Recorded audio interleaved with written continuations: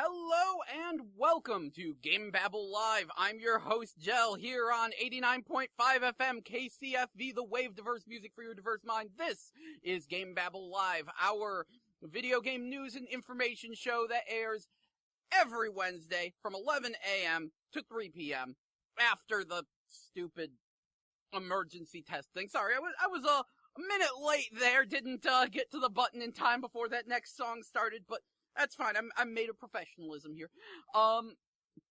So things we do, we tend to do the upcoming games that came out this week, as well as the upcoming game releases for next week, and we discuss the anime that's going to be in theaters, of which it's not looking like a whole lot right now, but we'll see. These things pop out of nowhere, and those are our regularly scheduled things. Although I usually wind up having a segment where I talk about the bizarre limbo that the PlayStation VR exists in, being simultaneously successful and a complete flop. The kind of thing only Sony can do. So, we will be coming up with all that, and at noon, we will do the actual, real, normal news, along with, the weather. So stay tuned for that around noon. As for what came out this week, let's see here. The big one for a lot of consoles was For Honor. That came out for PS4, Xbox One, and PC. And that's sort of this group melee combat game where you have Vikings, knights, and samurai all fighting each other in melee combat. And it looks really cool, and Ubisoft is really pushing it. They've got ads all over the place for the thing. I was really excited for it until I found out there was no way to play it offline. It has a single-player mode, which a lot of people are describing as basically just a lengthy tutorial, but the single-player cannot be played offline. And I'm sorry, I have real issues with games that I can't play offline. And I know that the whole point is fighting people online. It's a very multiplayer-focused game, but really no bot match. No offline bot match, really. If it had offline bot matches, I probably would have bought it, but since it doesn't, I'm no offense, but I know that doesn't apply to everyone. MX Nitro, which is a dirt biking game that came out on PS4 and Xbox One, wound up being a surprisingly cheap download. Also, Ride 2, which is a very fancy motorcycle game, came out for PS4 and Xbox One, along with Sniper Elite 4 for PS4 and Xbox One. Let's see, we got, apparently the Arcade Archives Neo Geo Neo Turf Masters came out for PS4, along with, Earthlock Festival of Magic on PS4, and, Toy Odyssey The Lost and Found, various random, downloadable games there. However, today, Skyride finally comes to America. That is a Japanese game I've actually been looking at for a while, then forgot about. Downloadable game, like, I think it's $10, $15, probably $15, where it's like about a schoolgirl on a flying motorcycle thing, and you just try to survive for as long as you can, blowing things up in a 3D environment. Go look at some videos and some screenshots of Skyride. That looks really fun. And then tomorrow, apparently, a side-scrolling shooter will be hitting PS4 called Starry Nights Helix, along with Tank Troopers as a download on 3DS. Then, on the 17th, Halo Wars 2 Ultimate Edition will be hitting Xbox One.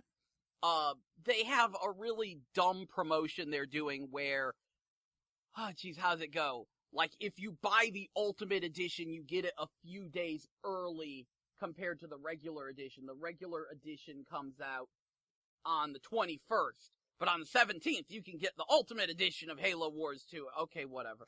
Also, Typo Man Revised comes out on Xbox One, and Vertical Drop Heroes HD is PS4, Xbox One, and Vita. Just all this week. It just hit PS4. It should probably be hitting Xbox One today, and I think it hit Vita already. Next week, though, things are getting interesting, for me anyway, next week, because we got Berserk and the Band of the Hawk coming to PS4 and Vita.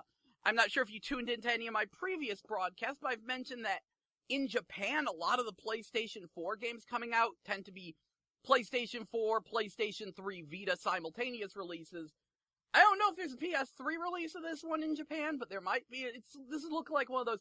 Anyway, Berserk and the Band of the Hawk, based on the anime series and manga series Berserk, and it's a Dynasty Warriors game.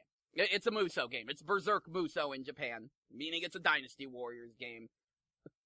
So, that's the thing. Also next week, Psychonauts in the Rhombus of Ruin, which is a PlayStation VR adventure game. And if you pre-order that, you, do the online pre-order thing, they give you a free copy of the original PS2 Psychonauts ported to PS4. So that's neat. And also, Ys Origin hits PS4 and Vita, which actually I'm kind of excited to play that because that looks super fun. That's been out on Steam for years, but it's hitting PS4 and Vita. Now Ys is a very long-running series. That's the one that's spelled just Y-S, and no one's quite sure how to pronounce it. I'm pretty sure it's supposed to be pronounced Ys. Some people call it Ys, but anyway, Ys Origins. It's a prequel to the original Ys. And it's sort of a top-down-ish, action RPG game. Looks super fun, but the graphics look delightfully dated. It uses, actual character sprites, but with sort of PS2-level 3D environments. So nothing too visually incredible, but I think it's gonna be $15, $20, and at that price, and considering how fun it looks, okay, fine, I'm in. Also next week on Xbox One, we got Halo Wars 2, the regular edition, along with Halo Wars 1 Definitive Edition. The Xbox One's apparently finally getting its Resident Evil 7 DLC. Didn't know that was delayed for that. And some game called Vaccine for Xbox One I couldn't find a lot of information on. But a little bit later next week, on the 24th, Bokosuka Wars 2 hits Xbox One. Bokosuka Wars being a very obscure Japanese-only NES game that was once considered one of the worst games on NES, mostly because we just didn't understand how to play it. The secret, come to find out, was that you had to slam your head into trees in order to recruit troops. Obvious things like that. How could we have missed that? But Bokosuka Wars 2 will be coming to America on Xbox One.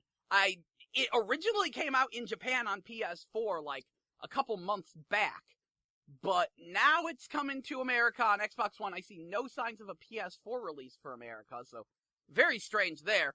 Upgrades include HD graphics, singing witches, and a table full of ducks. No, I'm not kidding. So, that about wraps up the upcoming game releases, as well as the current game releases. Like I said, we got For Honor this week, and that was the big release, and next week is, mix of this week and next week is Halo Wars 2 and Berserk Band of the Hawk. I think those are the big games that are going to be interesting. As for anime in theaters, we got pretty much nothing until, I think it was April. Let me double check that. Is it April or? I don't think it's March. Let me pull that up. Yeah, April 7th, we get Your Name, which is apparently going to be a big deal anime in theaters. It's the highest grossing anime film of all time.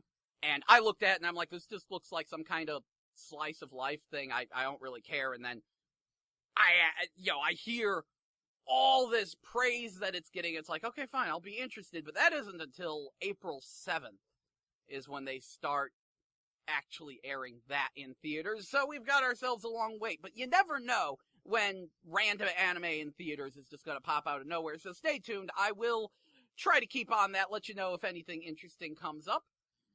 Anyway, that about wraps up our upcoming releases. I'm going to kick y'all back to the music for a little bit, especially because around this time zone is when we start doing local artists and stuff, and that's always kind of interesting because that's not something you're going to hear anywhere else, are the local artists, because they're local and they're up and coming. I don't know, I find that interesting. Not to mention, I gotta get some stuff arranged here, so stay tuned to 89.5 FM KCFV Diverse Music for Your Diverse Mind as I as I get set up, and please enjoy the music, and thank you for listening.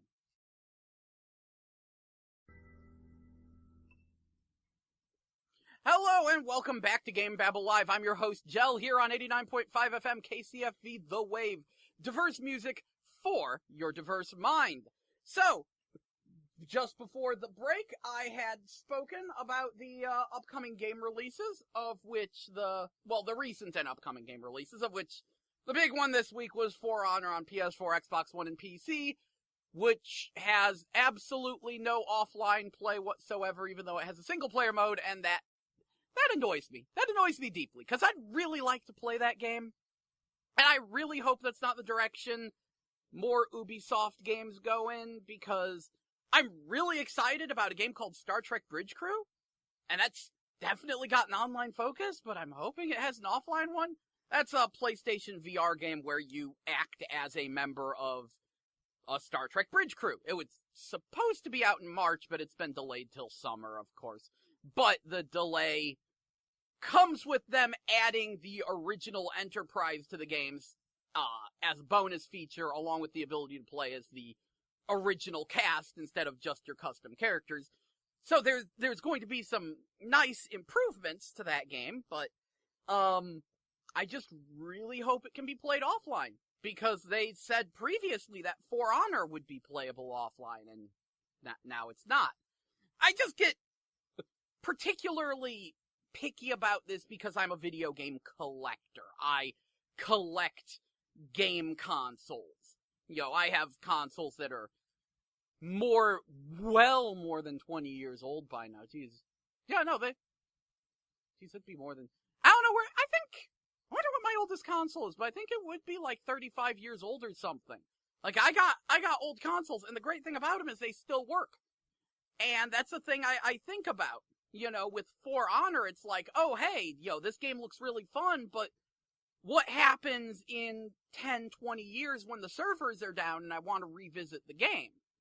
I always think about things like that, and that's why I'm not comfortable with online-only games, especially because there's no guarantee that this game is going to still be actively played in a year or two. It's amazing how fast an online game can lose favor. So I'm like, and if it was cheaper, if it wasn't a full-price $60 game, okay, I'd let it slide, but full-price $60 game, I can only play it when being connected to the internet. Also, there's a really neat-looking downloadable game called Skyride that just hit PS4. You might want to take a peek at that. Also, Ride 2 came out, along with Sniper Elite 4.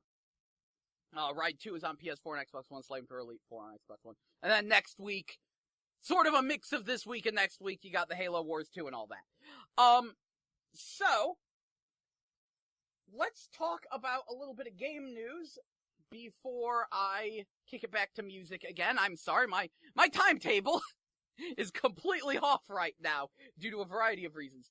But, one thing that I've just been informed of is Pokemon Go will be receiving a big, massive, huge update.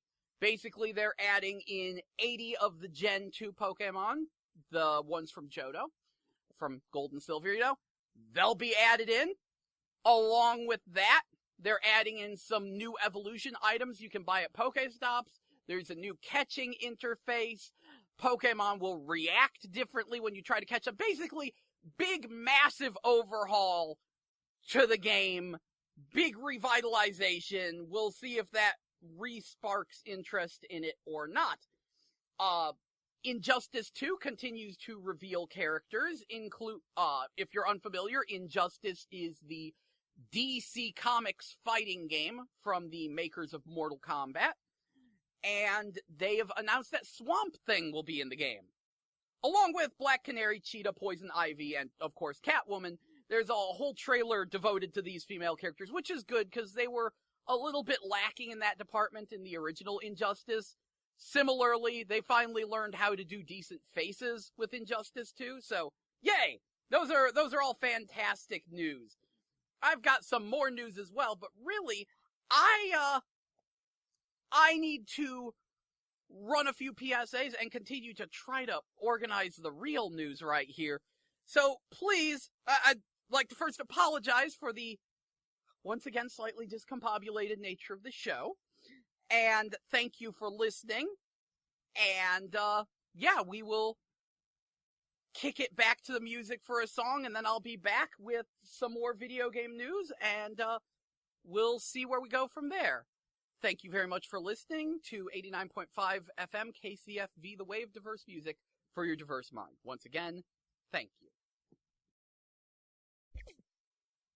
Wow, that was a fitting transition. Hello and welcome back to GameBabble Live here on 89.5 FM KCFV, The Wave, diverse music for your diverse mind. I'm your host, Jell, and this is our weekly video game news and information show, which airs every Wednesday from 11 a.m. to 3 p.m. here on 89.5 FM. And are you having a hard time getting started today? Because I am. Quite literally. Oh, jeez. I have classes way too early in the morning. I had a hard time dragging myself into here, and if you listen to the first part of this show, it's been a little bit of a mess. Christ, I'm I think I've just rambled about how disappointed I am at the fact that For Honor doesn't play offline. So, let's actually talk about other news other than me being eternally disappointed at that. I don't know, maybe I'm hoping someone from Ubisoft is listening, just driving through the Ferguson area is like, oh wow, people are really disappointed in this fact. No, probably not. But I like to believe, I gotta believe. I want to believe. Okay, so, let's get started. News. Just before the break, I told you Pokemon Go is getting a big ol' update. They're putting in some Pokemon Gold and Silver Pokemons. They're adding in new items. They're overhauling the interface. It's gonna be a big ol' update. Everyone's super happy about that. Well, anyone who's still playing Pokemon Go certainly is. I mentioned that Swamp Thing is going to be in Injustice 2 when that comes out, along with a bunch of other characters. I'm really liking how the Injustice 2 roster is turning out. And one of the things I really like about Injustice 2 is that they're putting in, like, alternate versions of characters where they're kind of like new skins where they'll play like the regular version of the character, but they'll have different, like, sound clips and win quotes and poses and things to represent the fact they're different characters. Let me give you an example. There is a pack that they're going to release that will let you play as the Anti-Flash, who I don't know a lot about. It will also let you swap out, the current Green Lantern for the John Stewart Green Lantern, and it will also let you swap out Supergirl for Power Girl.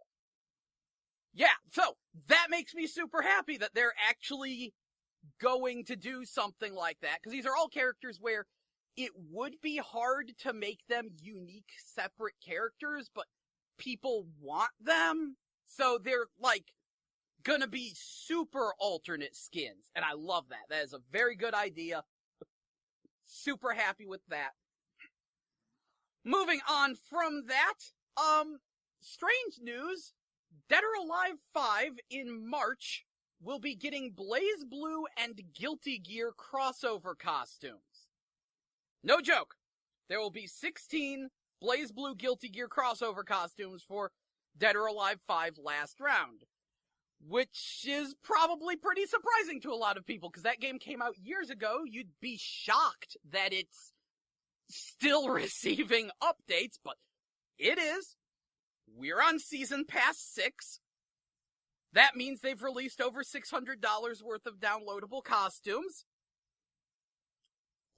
That's my Dead or Alive. But, of course, this is part of their current plan with the game, really, is they keep supporting it by adding new costumes every single freaking month. That's why they have the nearly $100 season passes that you can buy. And as such, this month, for Valentine's Day, they released Mandarin dresses as one of their costume packs. So, that was a thing. But anyway, next month, there's gonna be Blaze Blue Guilty Gear crossover costumes. I don't know, that really caught me off guard. And while we're on the subject of games like that, Senran Kagura Estival Versus will finally be hitting PC a year after it's amazing how this works. It came out like 2 years ago in Japan, hit PS4 last year, and then this year, Senran Kagura Estival Versus will be hitting PC. But the big news is that they're putting the Ikitosen downloadable characters back in the game for both the PC one and the PS4 one.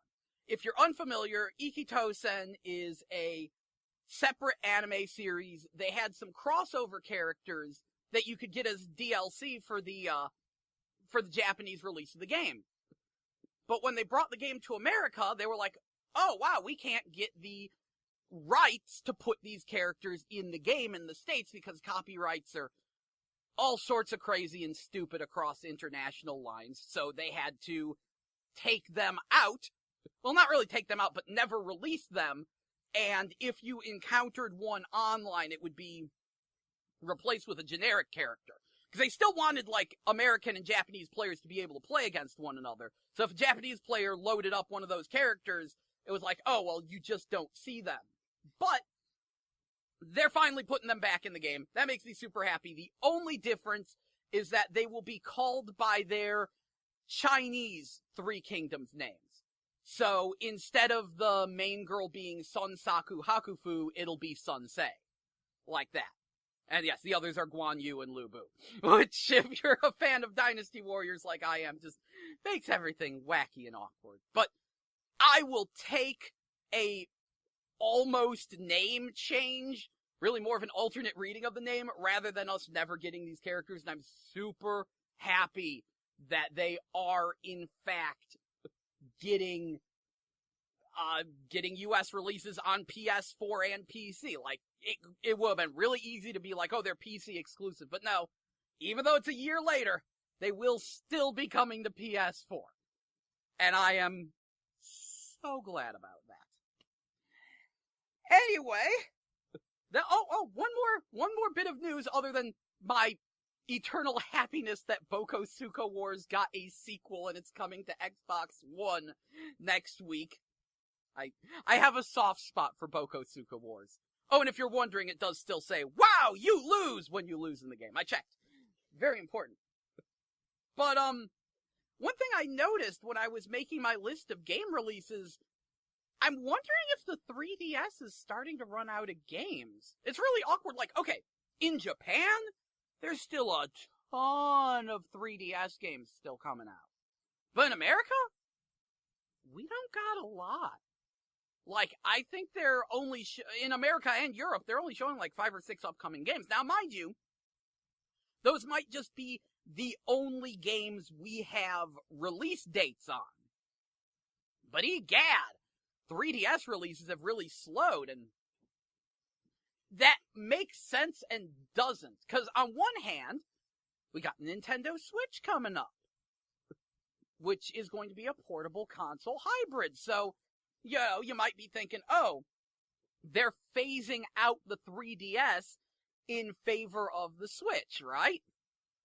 Except, in previous statements, Nintendo is still treating the Switch like it's a console rather than a portable, and they've talked about making a successor to the 3DS at some time, which is really self-defeating. And more than that, all previous Nintendo portables still got a pretty decent amount of support when the new one came out. Like, when the 3DS came out, DS still got a decent chunk of games for a while. When the DS came out, the GBA still got a decent chunk of games for a while. But in both of those cases, we had backwards compatibility helping us out.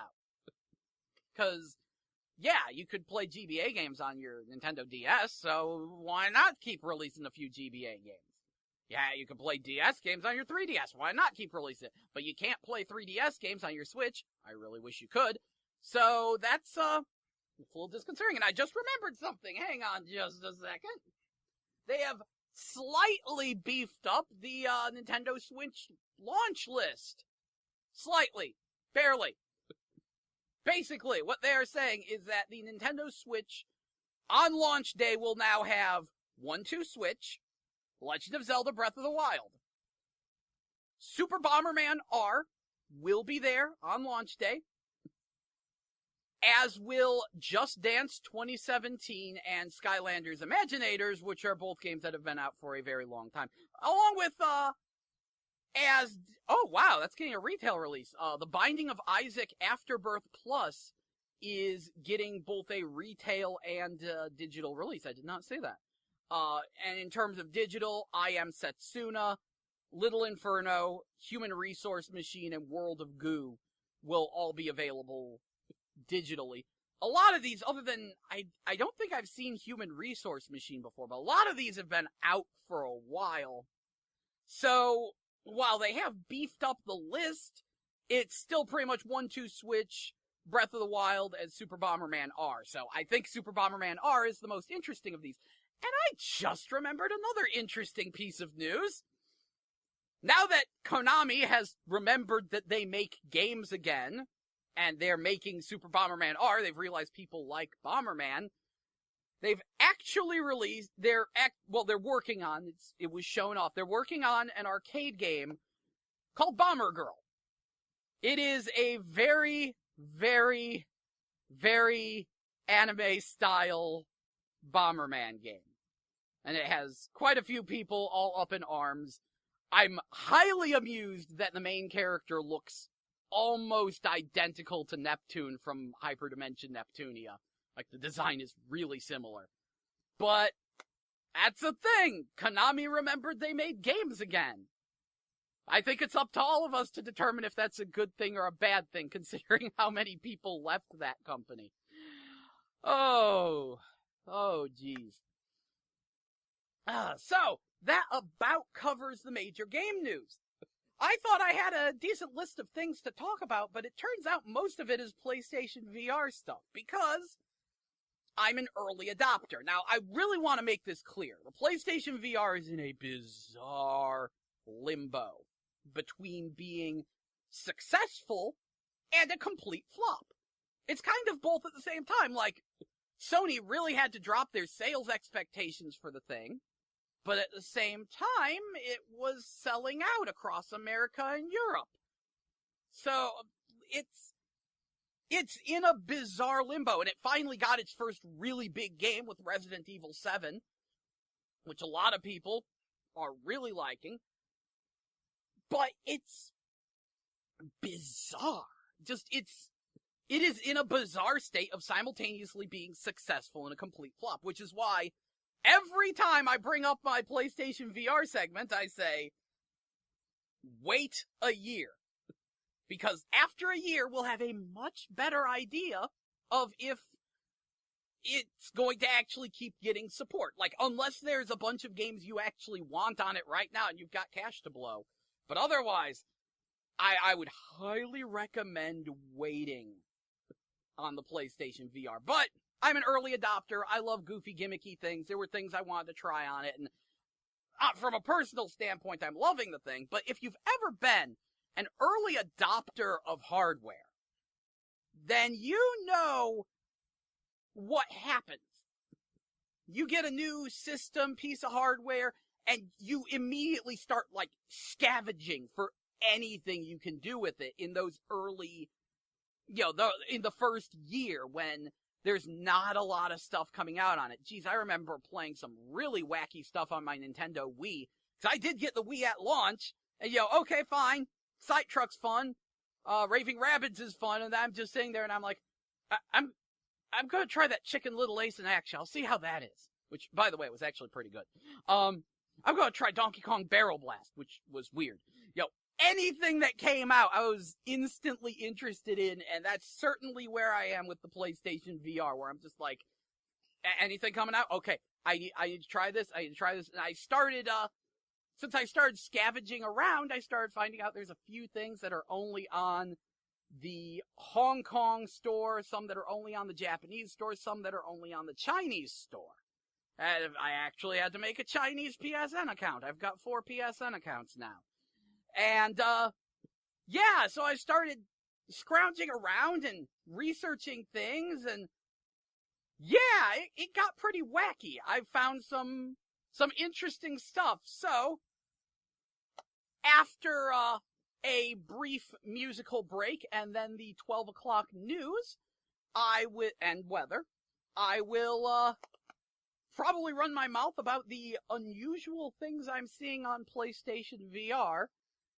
And, yeah, that's what we have to look forward to. Once again, thank you all for listening to GameBabble Live here on 89.5 FM KCFE The Wave. I am your host, Jell, and again, this show airs every Wednesday from 11 a.m. to 3 p.m. As for right now, I will get you back to some music, and at noon, you will have your news and weather, and then we will discuss some strange foreign discoveries in the PlayStation VR market. I hope you stay tuned and enjoy that.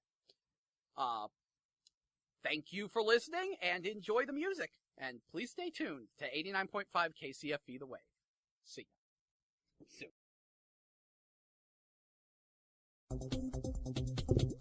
Hello! Currently it is 40 degrees, but it feels like 34 degrees out here on the campus of Florissant Valley Community College. I'm Jell with your noon news update. In local news, new flu cases are on the rise in Missouri. The latest report from the Centers for Disease Control and Prevention shows widespread levels across the state. In fact, some doctors are reporting flu cases quadrupling in a week. In further news, study shows that Missouri is not the best state for business. Last week, we learned that Missouri was not the best state for pets either. We're just putting Missouri down, aren't we? A new study isn't giving Missouri high marks for its business climate. Financial site 24/7 Wall Street has Missouri closer to the bottom of its best and worst states for business list. The study looked into 8 major factors, including infrastructures, economic conditions, and technology. Utah was deemed as the best state for business, while Louisiana was picked as the worst. Also, Susan Van Note found not guilty. Susan Van Note is going free after a jury in Laclede County, found her not guilty in her double murder trial. Yesterday's verdict comes more than 6 years after her father, William Van Note, and his girlfriend, Sharon Dixon, were killed in a shooting in Camden County. It was the second time Van Note faced murder charges after a mistrial in 2015. Also, Cardinals pitchers, catchers start workout today. The St. Louis Cardinals are beginning spring training workouts for pitchers and catchers today. The full team is expected to arrive in Jupiter, Florida tomorrow. The Kansas City Royals, meanwhile, have their first full team workout in Surprise, Arizona on Saturday. Now for the national news. The White House says President Trump won't encourage a two-state solution for Israel and the Palestinians. An official says peace is the goal, and that it's not the president's place to dictate the terms of that peace. Trump is meeting with Israeli Prime Minister Benjamin Netanyahu today at the White House. Also, President Trump is slamming intelligence leaks, claiming classified information is being handed over to news outlets like candy. In a series of tweets this morning, the president also claimed, quote, "The fake news media is going crazy with their conspiracy theories," unquote. The comments come as House Democrats call for a full investigation into the events leading up to the resignation of National Security Advisor Michael Flynn. The new president is also promising to do all he can to help the retail industry. Donald Trump met today at the White House with the CEOs of 8 big retail companies, including Best Buy, AutoZone, and JCPenney. During the get-together, he promised to remove regulations to boost job growth and to drop corporate tax rates. Also, a change to the Facebook news feed will make advertisers happy, but could annoy users, to say the least. Videos will now automatically play with sound, and users will have to change their settings to mute their devices to change that. Some advertisers have complained that their ads don't make sense if they can't be heard. Facebook says the change went over well in testing. I'm sure it did. And in campus news, it is Black History Month. So let's see, coming up tomorrow, from 9:30 a.m. to 12:30 p.m. at the Student Center, we have Strange Fruit. Strange Fruit was directed, produced, and written by Eric Carlos Ward and co-produced by Sherry Ward. The film reflects the past as it relates to the present in regards to the racial climate with the current situation in the African American community. Wednesday, February the 22nd, so that should be next week. And we have the Poetry Club open mic from noon to 3 p.m. Then on Thursday, February the 23rd next week, we have the Real McCoy's Lunch and Learn from 11 a.m. to 12:30 p.m. This workshop is presented by Carla Jordan and will introduce students to the Real McCoy leaders in the fields of career and technical education, such as arts, communication, business, engineering, health services, human services, and sciences. And Monday, February 27th, we have Women Helping Women, Woman Protect Thyself, Recognizing the Cycle of Abuse. Organized by Emily Lasik, Counseling Department. Women Helping Women is a soft skills seminar series designed to build community while providing professional development and coping strategies, training the women of our campus and community. Professor Lasik is a full-time counselor at the Florissant Valley campus and will be focusing on recognizing gaslighting as an abuse tactic. Now then, time for the weather. Today, it is mostly sunny, with a high of 46 degrees and a low of 32 degrees. Thursday, it will again be mostly sunny, with a high of 65 degrees and a low of 44. So we'll be warming up. It'll be a lot nicer tomorrow. Friday, though, is going to be sunny, and it'll have a high of 70 degrees and a low of 48 degrees. So Friday's looking like a pretty good day to do some things. Then Saturday, it gets partly cloudy. Goes to a high of 67 degrees, low of 47 degrees. And then Sunday, it will be sunny with a high of 72 degrees and a low of 53 degrees. So, looking like Sunday is gonna be the real start of spring here. This is looking promising. Hold on. I'm bringing up a 10-day forecast. I need to know what happens after Sunday. Let's see, Monday? Yeah! Yeah, I think we can safely say spring starts Sunday. Because, Monday is going to be partly cloudy with a high of 74 and a low of 54. Then Tuesday it'll be, cloudy with a high of 68, low of, 52. I know I'm overstepping my time here.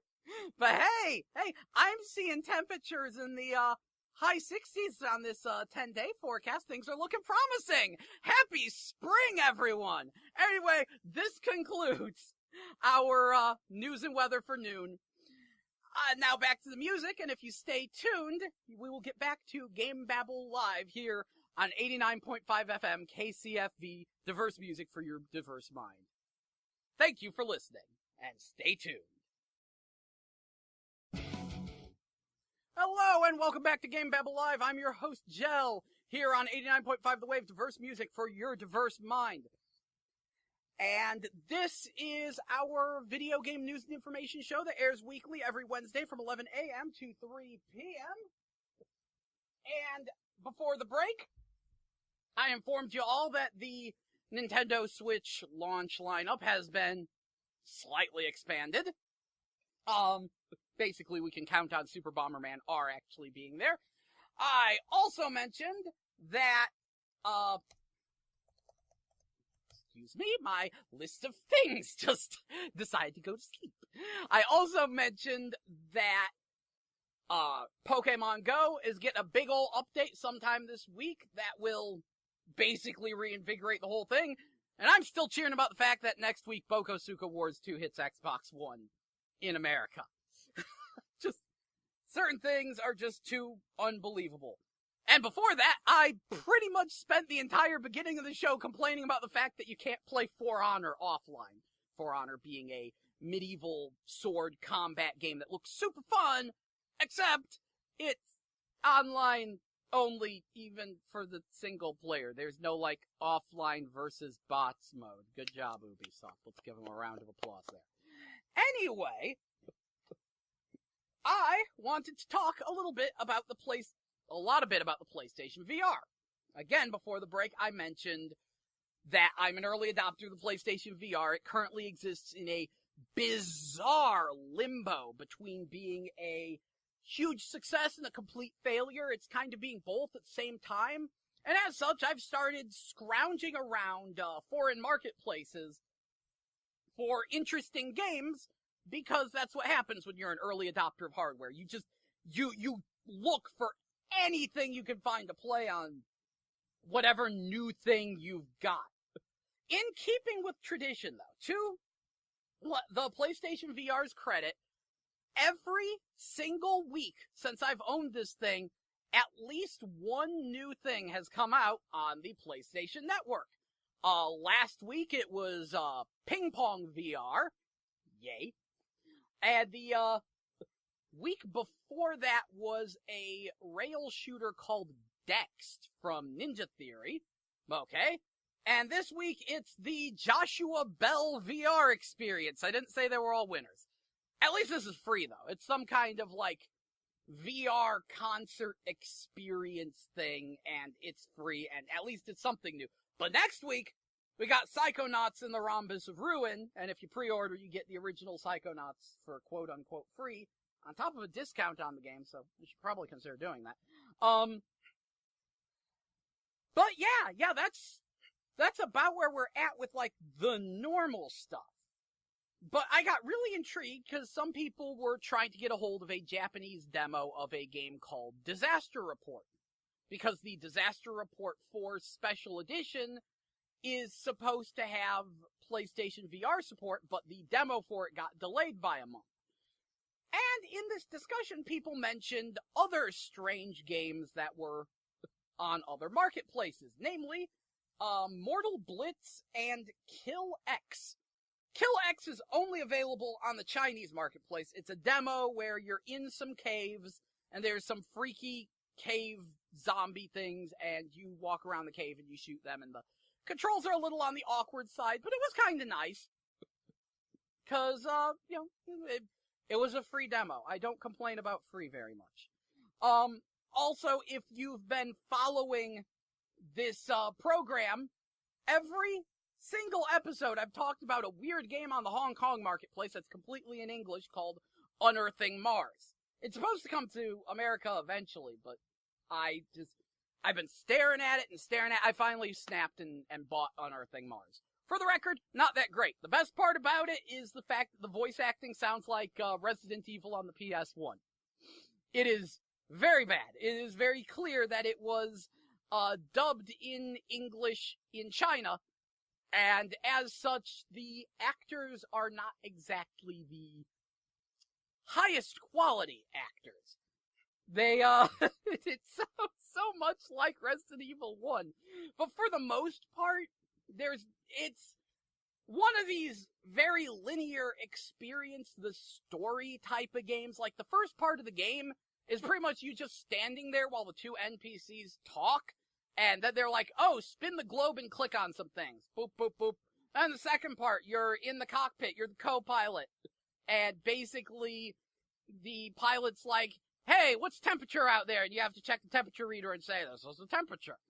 And then it's like, hey, what's our altitude or angle? And you check the angle, and it's very, very basic. Eventually it starts getting a little more adventure-y, as your partner's, oxygen recirculation system, springs a leak, and you have to quickly get back to the ship and put on a new one, which the game never tells you really where it is until time's almost running out. That's like, oh, those are lockers over there. I thought that was just a texture.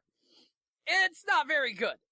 You move by teleporting, and, which is a thing some VR games are doing to reduce nauseas instead of letting you freely walk around to just click on where you want to go.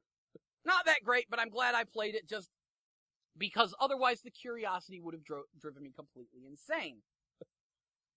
Of course, now, on the Chinese marketplace, I found that there is a game called Dying Reborn the VR Cut, which is some kind of survival horror escape room kind of game.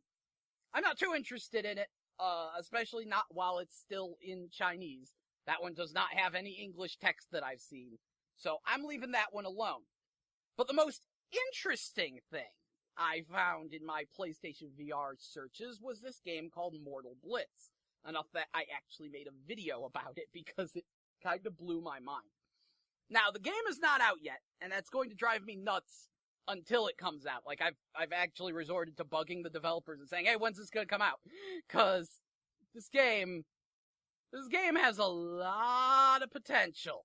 But right now, the only way to try Mortal Blitz, to get the demo, is to go onto the Hong Kong marketplace and download the PlayStation VR demo disc and play the Hong Kong PlayStation VR demo disc, and that has Mortal Blitz on it. What's really frustrating is that since it's this big demo disc with, like, lots of demos, it's a 50 gig download. And then after you download it, you have to download the Mortal Blitz demo from within that. And then the only way to launch the demo is through the demo disc that is no longer a disc, and it's kind of convoluted. Especially when you consider there's only 3 minutes of gameplay in that demo, but they are the best. So why am I so excited about this Mortal Blitz thing? Well, it's Time Crisis in VR, except you dual wield your guns, and you can, like, put your guns away and use telekinesis to pick up and throw objects so you can catch grenades in midair and throw them back at the enemy. And, oh yeah, it uses the VR headset to track your head movement. And as such, instead of, like, pressing a button to pop into and out of cover, you have to actually physically duck behind cover. So it's Time Crisis meets Police 911. I love it. I love it. I want it. Why is it not here? It's really, really annoying because it was supposed to be like a launch title in Hong Kong or something, because you beat the demo and it says coming soon in 2016. It's 2017. Where's the game? So I started looking into this Mortal Blitz thing and trying to figure out why isn't it here? Is it here? And I just don't know. What do I gotta do to get this thing? 'Cause I'm sold. I like me some Time Crisis. I like me some light gun shooters. So I started looking it up. Come to find out, it's from a Korean developer called Skonek.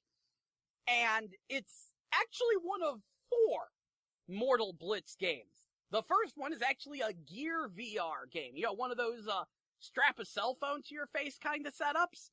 Yeah! They made a Mortal Blitz on that. It's a completely different game. In that one, you walk slowly down a path, and you have just one gun that you aim by turning your head, and you press a button to bring up a shield. Then, they're actually working on a thing called Mortal Blitz for Walking Attraction, which is where they actually give you a full VR suit with, like, a vibrating vest so you can feel when you're getting shot, and, like, a physical gun, and they build the entire environment out of, like, white plastic and wooden boxes, so that way you can actually touch and feel the environment in VR. And that sounds amazing, and if I ever see one of those, I want it. And there's also an arcade game called Teratoma, which is in this same universe, and that's one of those ones where you have basically a big stationary turret that just goes on rails and does rapid fire shooting. And all of these things are in the same universe, they're using the same character models and environments, but they're all remixed to be different games. Like, I was watching some gameplay footage of that Teratoma arcade game, and I was like, hey, there's the train from the Mortal Blitz PS VR demo, except you're going through it the opposite way, and you're fighting zombies instead of troops in armor. And so it winds up being completely different. And you know what? That's kind of a brilliant idea on their part. To be like, hey, this is gonna be like this self-contained universe. We're just gonna recycle all these assets, because let's be real here, it'd be a bit of a waste of money to develop all these assets and then use them for just one of these games, because a lot of them are very experimental. We don't know how successful the PlayStation VR is going to be. We don't know how much they're going to be able to actually put up the Mortal Blitz for walking attractions and things like that. So that is all just very, very interesting from my standpoint. And oh my god, I've played that demo way too much. I'm not kidding. It's like less than 3 minutes of actual gameplay. You're in a helicopter shooting at a train, then you hop on the train, you go through 2 train cars, boom, you're done. It's super short, but it's so good. Why isn't it out yet? Oh. So that's the thing that has me very intrigued. And speaking of things that have me very intrigued, I got curious enough that I was like, I kind of want to try one of these VR movie experiences. Because they keep releasing these free VR movie things on the PlayStation Store. And I'm just like, what? Okay, well, they're free. I might as well take a look at one. I was scrolling through the list and I realized, wait a second. They list YouTube as a VR app. What's up with that? Ew. See, come to find out that on YouTube, they have 360-degree 3D videos. Now, the 360-degree videos, you can actually view those in like your regular YouTube player, and it just has buttons you can press to turn the camera. But if you're viewing it in PlayStation VR, or indeed in like assorted strap a cell phone to your face VR setups, because I think that's what a lot of these videos are made for, they can make it so that way the whole 360-degree viewing, where you can look around, is actually like applied to the head tracking. Then, you take that, and you make it 3D, because there's a few of them that are 3D and head tracking, and you view those in your PlayStation VR, and, well, let's just say I was as happy as Chewbacca's grandfather on Life Day. Especially because there's just a big pile of just random things to look at for free if you don't mind sitting through an ad because it's YouTube. That was really, really interesting. Very interesting. And I'm kind of curious to see where people actually go with that. Because obviously this whole, 360-degree 3D viewing experience is a kind of a new thing, and a lot of the videos I saw reminded me of the early days of film.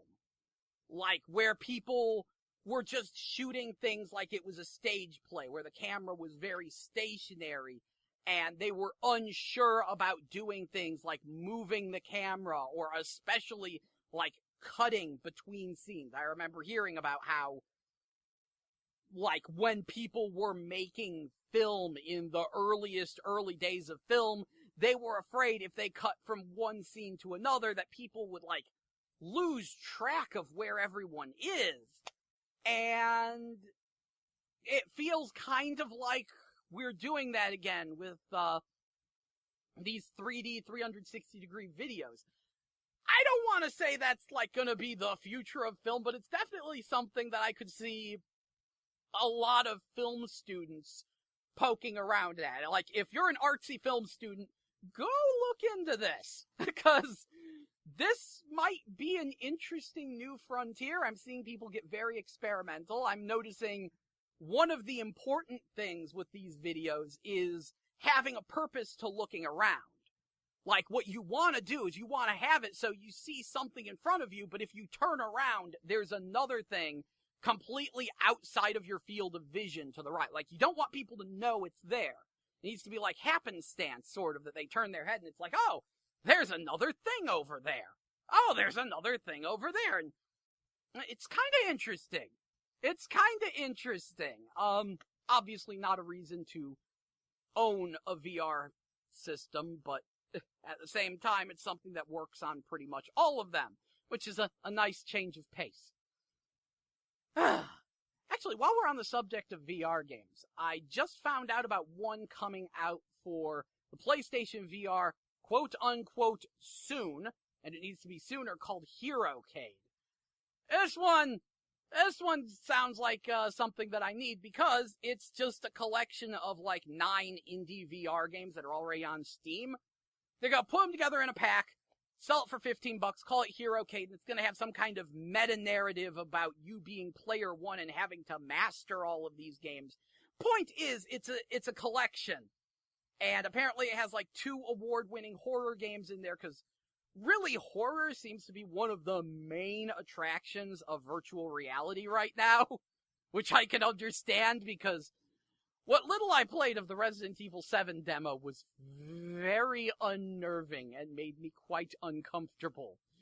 Nothing even, jumped out at me. I didn't even make it through the demo, but I literally worried myself sick because of all the fantastically creepy noises in the house and the lack of light. Horror seems to be a major winner there. And then, other ones are just, hey, it's Space Invaders, but you play it in VR, but I'm kind of excited about that one. Anyway, we're getting close to 12:30 now, so I'm going to kick y'all back to the music for a minute, and when we come back, well, we'll come back to GameBabble Live. Anyway, thank you all for listening. This is GameBabble Live here on 89.5 FM KCFV The Wave. Diverse music for your diverse mind.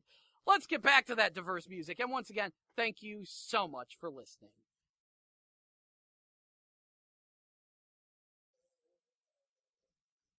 Hello and welcome back to GameBabble Live. I'm your host, Jell, here on 89.5 FM KCFV The Wave. Diverse music for your diverse mind. This is our weekly video game news and information show, which airs every Wednesday from 11 a.m. to 3 p.m. And before the break, I was rambling on about the PlayStation VR, which exists in a bizarre state of success and failure. It's, I don't know if it's exactly Schrodinger's peripheral, but it is weird that some consider it a flop and some consider it a success and some consider my tongue to not be working today. I mentioned that it's one of those days where it's hard to get started, isn't it? I know I'm not alone in that opinion. I've talked to people. You're not alone either. We're in this together. I feel ya. So, looking into it, I decided to finally take a peek and see if I could find any PlayStation VRs within a 100-mile radius, and they are starting to come back to the world, sort of. Come to find out, this is some very good news. Sony's doing something not stupid. They have released a Until Dawn Rush of Blood bundle pack. Now, if you're unfamiliar, the PlayStation VR headset on its own is $400, but you can't use it without a PlayStation camera, which is like an extra $40, $50. And a lot of games want to use PlayStation Move motion controllers to track your hands. And that's for some reason, they sell 2 motion controllers for $100, which they're not worth that. But, yeah, that'd be at least another $40. So the price just kind of keeps going up with the PlayStation VR, doesn't it? But as everyone knows, there's that $500 bundle out there, right? The one that comes with PlayStation VR Worlds and all this stuff. Hey, guess what? Bad news. That was a launch bundle. Yeah. You could only get the $500 bundle on launch day.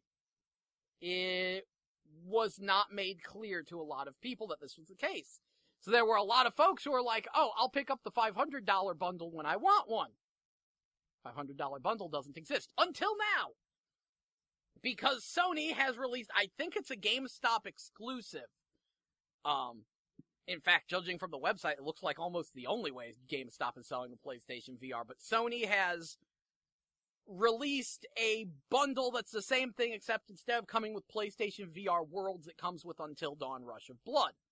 On one hand, Until Dawn Rush of Blood is only a $20 game, whereas PlayStation VR Worlds is like a $40, $50 game. On the other hand, PlayStation VR Worlds isn't as good as Until Dawn Rush of Blood and shouldn't have been a $40, $50 game and should have been a free pack-in with everything. Actually spent some time sitting down with that this weekend finally, and I love the gun shooting in the London Heist gallery, but yeah, the Street Luge was just sort of okay, and now I understand the complaints about Scavenger's Odyssey. One of the games in that pack is called Scavenger's Odyssey, and every single review has just been like, it makes me sick. It makes so many people physically ill, and it actually started to get to me, which is amazing because I can play Drive Club VR no problem. Now, in Scavenger's Odyssey, really cool idea, you play an alien in a mech suit. It's one of the ones where you can actually see your VR body. So you look, and you have blue skin and weird alien hands and feet, and you can see your alien body, and I love it when VR games do things like that. I love the whole out-of-body experience sort of thing going on there. But anyway, you're in a mech suit, and you're hopping between asteroids, shooting at things. Alright, cool. In fact, the control scheme is pretty much identical to the PlayStation VR game Rigs, with the head-based shooting and the general way everything looks. I'm sure it's from the exact same developers, like they just copy-pasted the Rigs engine. Unfortunately, they copy-pasted one of the worst aspects of Rigs. The nausea-inducing anti-nausea mask. Now, this is a weird thing, and this nearly tanked Rigs. Like, you don't hear a lot of people talking about the game Rigs, and a lot of that is because of this stupid mask. What it does is when you move in this game, the sides of your vision begin to black out, and the more you move, the more your field of view shrinks, the more it blacks out the sides of your vision. The idea being that this is a peripheral vision mask. It blocks out your peripheral vision, and it makes the movement less nauseating. That's the idea.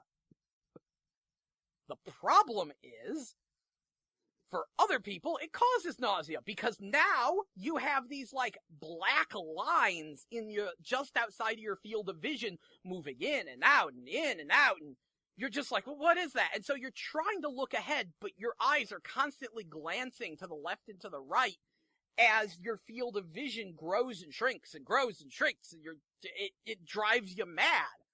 Now, in Rigs, they let you turn this off.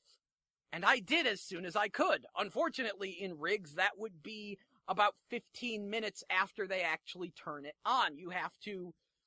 You can turn it off, but they don't let you do it immediately when it starts making you uncomfortable. You have to play through an entire tutorial section for like 10-15 minutes before it shows up in your options menu as the peripheral vision mask. And this really reduced people's opinions of the game Rigs, because that game as it is has an hour-long tutorial, meaning that if you're just like streaming all the launch games and going through them super fast, you probably don't even get to the real game of Rigs before you just go completely insane with how long it's taking.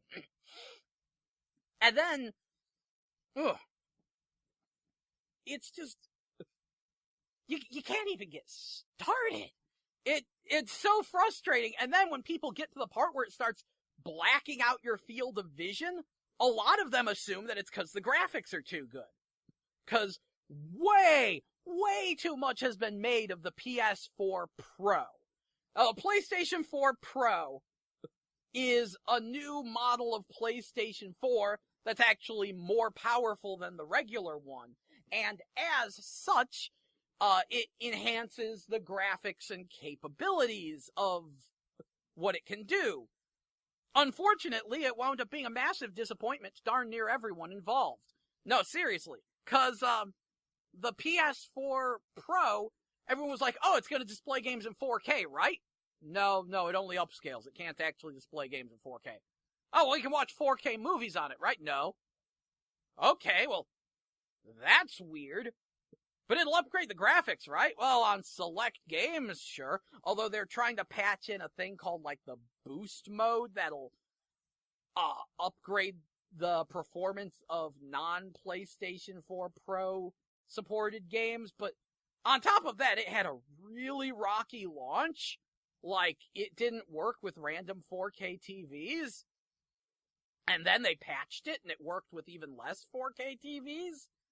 And certain games just crash on it. Like, I was hearing there were some major problems with Digimon World Next Order running on PS4 Pro. Honestly, the Pro has just been nothing but a mess. And a lot of people, hearing that the Pro was coming out shortly after the PlayStation VR, assumed that was the point of the Pro. They were like, oh, well, clearly they're releasing the PlayStation 4 Pro because making a game in VR requires more power, and so sometimes they have downgraded graphics, and so clearly if you play it on the Pro, the VR will be better. And way too many people think that the PlayStation VR is, like, worthless without the Pro. It just doesn't even... No, that's not the case. You'll get some graphical enhancements on certain games, but for the most part, no. The PlayStation VR works just fine on a regular PS4. The Pro is not that big of an upgrade. But because of this, when people played rigs and they saw their field of view blacking out, a lot of them immediately assumed that's because the regular PS4 couldn't handle displaying that much of the game world. When in reality, no, it's an attempt to prevent nausea, and you can just turn it off. Rigs is actually a very pretty looking game. I quite like how it looks. But in Scavenger's Odyssey, let's bring this back around. In Scavenger's Odyssey, there is no option to turn off the nausea-inducing anti-nausea peripheral vision mask. Meaning that you're playing the entire game with your vision just going in and out, and these black bars in the side of your field of vision just interrupting you, and you're just,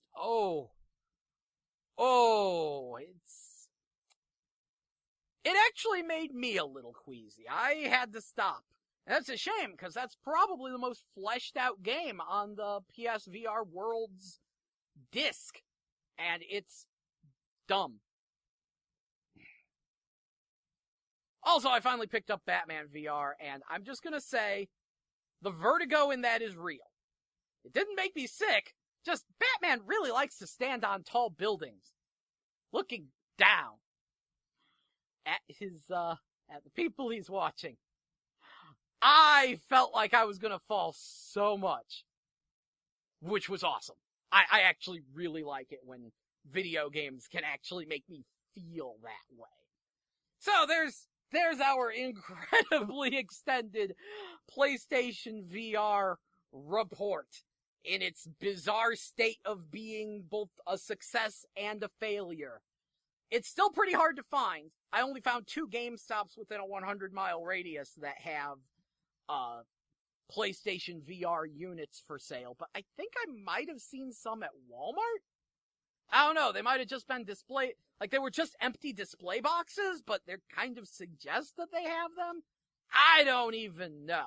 Like I said, bizarre limbo state between success and failure. I can't stress it enough. I would wait a year to see if this thing continues to get support going ahead. But from a personal standpoint, I love this stupid thing. Anyway, I'm going to let you get back to a musical break. Enjoy some of this music. Hopefully a few local artists popping up in here. And then, after that... Actually, yeah, wow, no, we've got local songs coming up. Good! Please enjoy some local music, because it's the kind of thing you can only hear on 89.5 FM KCFE. Diverse music for your diverse mind. This is Jell with GameBabble Live, and I will be back after a short musical break. Please stay tuned and enjoy, and thank you for listening. Hello, and welcome back to GameBabble Live. I'm your host, Jell, here on 89.5 FM KCFE, the wave. Diverse music for your diverse mind. This is GameBabble Live, our video game news and information show that airs weekly every Wednesday from 11 a.m. to 3 p.m. with little musical breaks in the middle. So, today we've recapped the upcoming, the current game releases, and the upcoming game releases, this week and next week, along with the fact that my mouth is not working today because no one's really able to get started today, are they? I mean, my computer isn't able to get started today. Oh, I had the list of topics and things I wanted to cover, which I've blown through on my laptop, and then it just fell asleep. It just didn't feel like waking up again. 'Cause that's how we do. That's how we all do today. We go into sleep mode, and we just don't feel like waking up.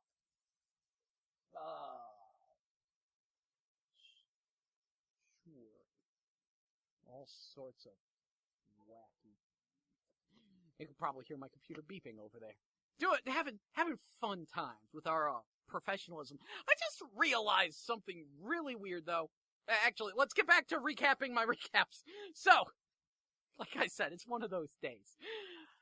So, after recapping that, I complained about the fact that For Honor is online only. I know this is information that has been around for a while. The only reason I'm only still angry because I refuse to believe it. Because I was like, no, that's too stupid. No one would do that. No one would say, oh, here's a game with a single-player mode, but you can only play the single-player online. And we have no just, hey, play versus mode against bots offline. I was like, no one would be that dumb. I give too much credit to the video game industry sometimes, and that would be a good example of one. Like I said, I'm a collector, so I kinda care about being able to play games, 10, 20 years down the road when the servers are offline. I want to be able to reminisce as I fight some bots. Yeah, they're not as good as real human opponents, but having anything I can do with the game offline is vitally important to me. And For Honor just decides, nah, you need an internet connection for the whole thing. Remember to sign into your Ubisoft Play account to earn points. And no, you're just making this more complicated and stupid. That's not even getting into the fact that it's covered in microtransactions, already. Which, in case you couldn't tell from the fact that one of my other earlier news reports was about Dead or Alive 5 costumes, I'm not opposed to microtransactions when they're handled well. I have a feeling the ones in For Honor might be a little on the questionable side. I certainly have a beef with when you release a full-price $60 game and then are like, oh, here, spend $10 to get 1,000 For Honor fun bucks to spend at the store. I don't trust that, but I haven't tried it. Maybe it's well handled. You never know until you try it. Or read enough reviews. I admit, I haven't read a lot of reviews of For Honor. I would like to play it. If, I could play it offline. So, one of the, then after that, I rambled on about the PlayStation VR and the bizarre state of limbo that it's been in, somewhere between success and failure, and some of the crazy games that are only on the Chinese and Hong Kong and Japanese stores for the PlayStation VR. And it's all really fascinating to me and kind of ties into something I was talking about last week. If you tuned in last week, I did a big, long rant about the foreign gaming market, games from other countries. Because if you listen to this show, you know that I'm a huge weeb. I love my Japanese games. I like some Western games. I'd probably like For Honor if I could play it offline. Good example! So, I like some Western games, sure, but I'm very into Japanese games, and I once got a lot of crap from my friends about that. And it's like, why do you just not like American games because they're American? It's like, no, it's just, there's a certain, and it got me thinking about how there's a certain feel to Japanese games compared to American games. And I thought about Korean games, and they're different from that. And, it's this degrees of separation thing and how much the market has changed and how big AAA games are and how a lot of foreign markets can't really do that. And while I'm doing all that, I'm realizing that, egad, China is really going in on VR. Big time. I'm noticing a lot of Chinese-made games for virtual reality, like Unearthing Mars, and Kill X, and Dying Rebirth the VR Cut. And I'm like, this is peculiar, and then it all clicked. No one's really making AAA VR games now, are they? Too much of a risk. There's not enough install base for anyone to take a risk with a VR game, because the only people you could do it Resident Evil 7 style. That's part of the reason why Resident Evil 7 was such a big deal, was because it's actually a full-fledged AAA game that, oh, by the way, can be played entirely in VR. And so a lot of people really on board with that, and it's the first one to really be a full-fledged AAA, full-length VR experience, and that is a significant step. But that's just one, and it's a lot of because they can do it outside of VR as well. It's on Xbox One, which doesn't have the PlayStation VR, obviously, so you can still play it and enjoy it there. So that matters. But yeah, a lot of AAA game developers just don't want to go in on the PlayStation VR, or really any VR quite yet. They're very cautious about it, and what that means is that you have this market. And it's a niche market. It's kind of small, but it's a market of people who have enough money to buy a VR headset and are desperately looking for games, and most of them are coming from small indie developers that are mostly just making fancy tech demos, or just aren't really all that impressive, although there's some delightful exceptions, apparently. And so, China looks at that. That's a way in. Korea, I think, is looking at that too. Like, that's a way in.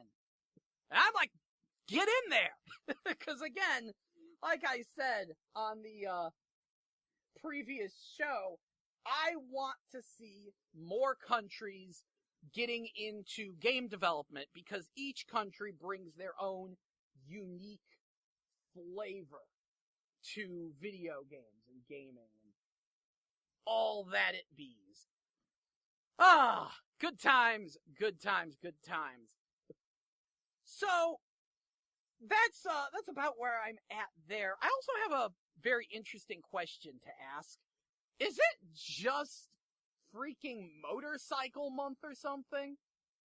Because I just realized, this week, MX Nitro and Ride 2, which are both motorcycle games, came out on PS4 and Xbox One. And a few weeks ago, we got MotoGP 4. We got like 3 motorcycle racing games released in a single month. There aren't a lot of motorcycle racing games out there, and all of a sudden, just 3 of them, boom, just out there. February is motorcycle month. Have a good time. I don't know. The main reason I thought about that is, again, because of the PlayStation VR, because here's one of the reasons why I tell everyone to wait.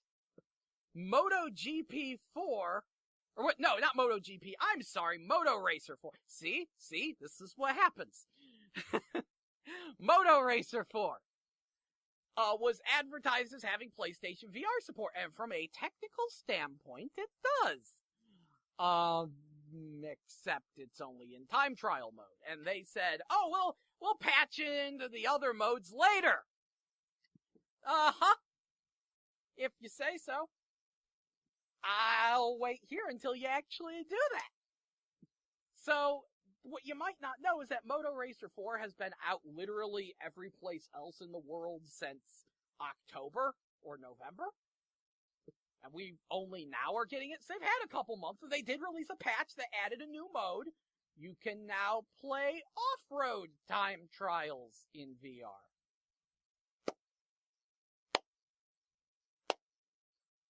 Yay. I hear it's pretty fun, but it's still time trials. I'm still not racing anybody. And apparently, now I'm finding out just how hard it might be for them to actually put a real racing mode in Moto Racer 4. Seriously, the moment I can race against opponents in VR is the moment I buy Moto Racer 4. I want a virtual reality motorcycle racing game. I'm totally on board with that. I want this. But I kind of gotta have opponents, you know? Little smidge, it's a smidge important to me that there be people to race against. I bring this up because apparently, outside of the PlayStation VR, Moto Racer 4 only runs at about 30 FPS. you are not allowed to release a PlayStation VR game unless it runs at a constant 60 FPS. It's required, because if the the conversion box for the PlayStation VR does a thing with interlacing to convert 60 FPS into faux 120 FPS, and on top of that, dips in frame rate can cause nausea and can cause the head tracking to get desynced and all sorts of wacky hijinks to happen. So the quality control, for once Sony's quality control isn't being stupid. The quality control says PlayStation VR games must run at 60. And in order to do that, that often requires them to drop the graphics a good bit. Indeed, Moto Racer 4, which isn't exactly the best looking game anyway, does drop its graphics significantly to do VR, but that is still time trials without any sort of opponents. You know what? I'll settle for sprites.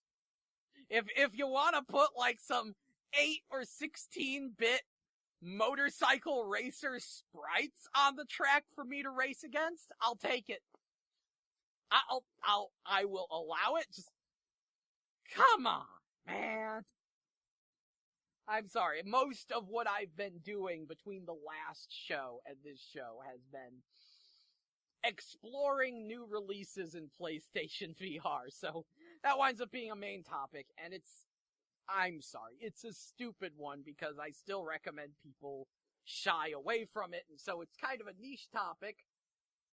I'm the best host ever! What you gonna do about that? I'm the best host. You can't even argue it. Except that you can. Because I'm not. Anyway, I think I am going to kick y'all back to the music, and then we will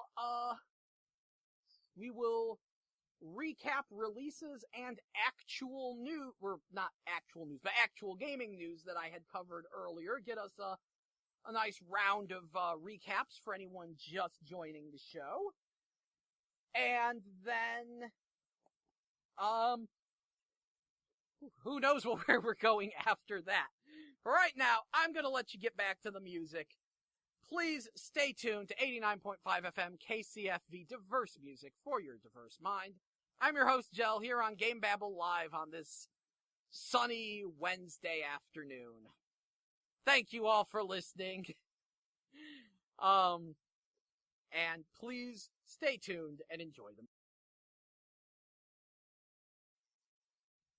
Hello and welcome back to GameBabble Live. I'm your host, Jell, here on 89.5 The Wave, diverse music for your diverse mind. This is our weekly video game news and information show, which airs every Wednesday from 11 a.m. to 3 p.m.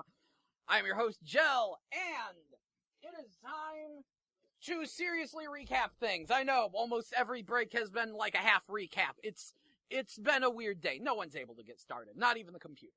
So, this week, big game that I won't stop complaining about is, For Honor. Came out, PS4, Xbox One, PC, medieval combat game. Internet my tongue also not getting started today. Internet connection is required even for single player, which is old news, but I still refuse to believe it until now. Battle Islands Commanders hit PS4 and Xbox One, something called Fly Wrench on PS4, a game called IO on PS4, Xbox One, and Vita. Monster Loves You for PS4. MX Nitro for PS4 and Xbox One. Ride 2 for PS4 and Xbox One, because apparently it's Motorcycle Month. Sniper Elite 4, there's another important one. Sniper Elite 4, PS4 and Xbox One. Toy Odyssey, PS4. But, today, a game called Skyride should be hitting the US PS4 store. It's a game about, like, a Japanese schoolgirl on a hoverbike blowing things up.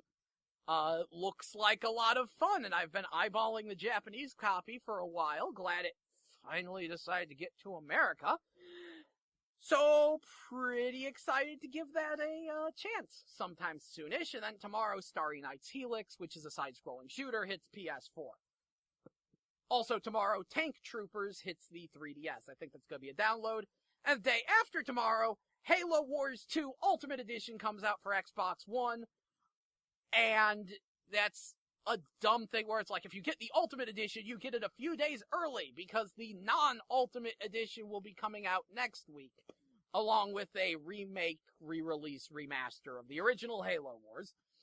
And Typo Man Revised hits Xbox One, and Vertical Drop Heroes HD is hitting freaking everything. Next week, though, Berserk and the Band of the Hawk hits PS4 and Vita.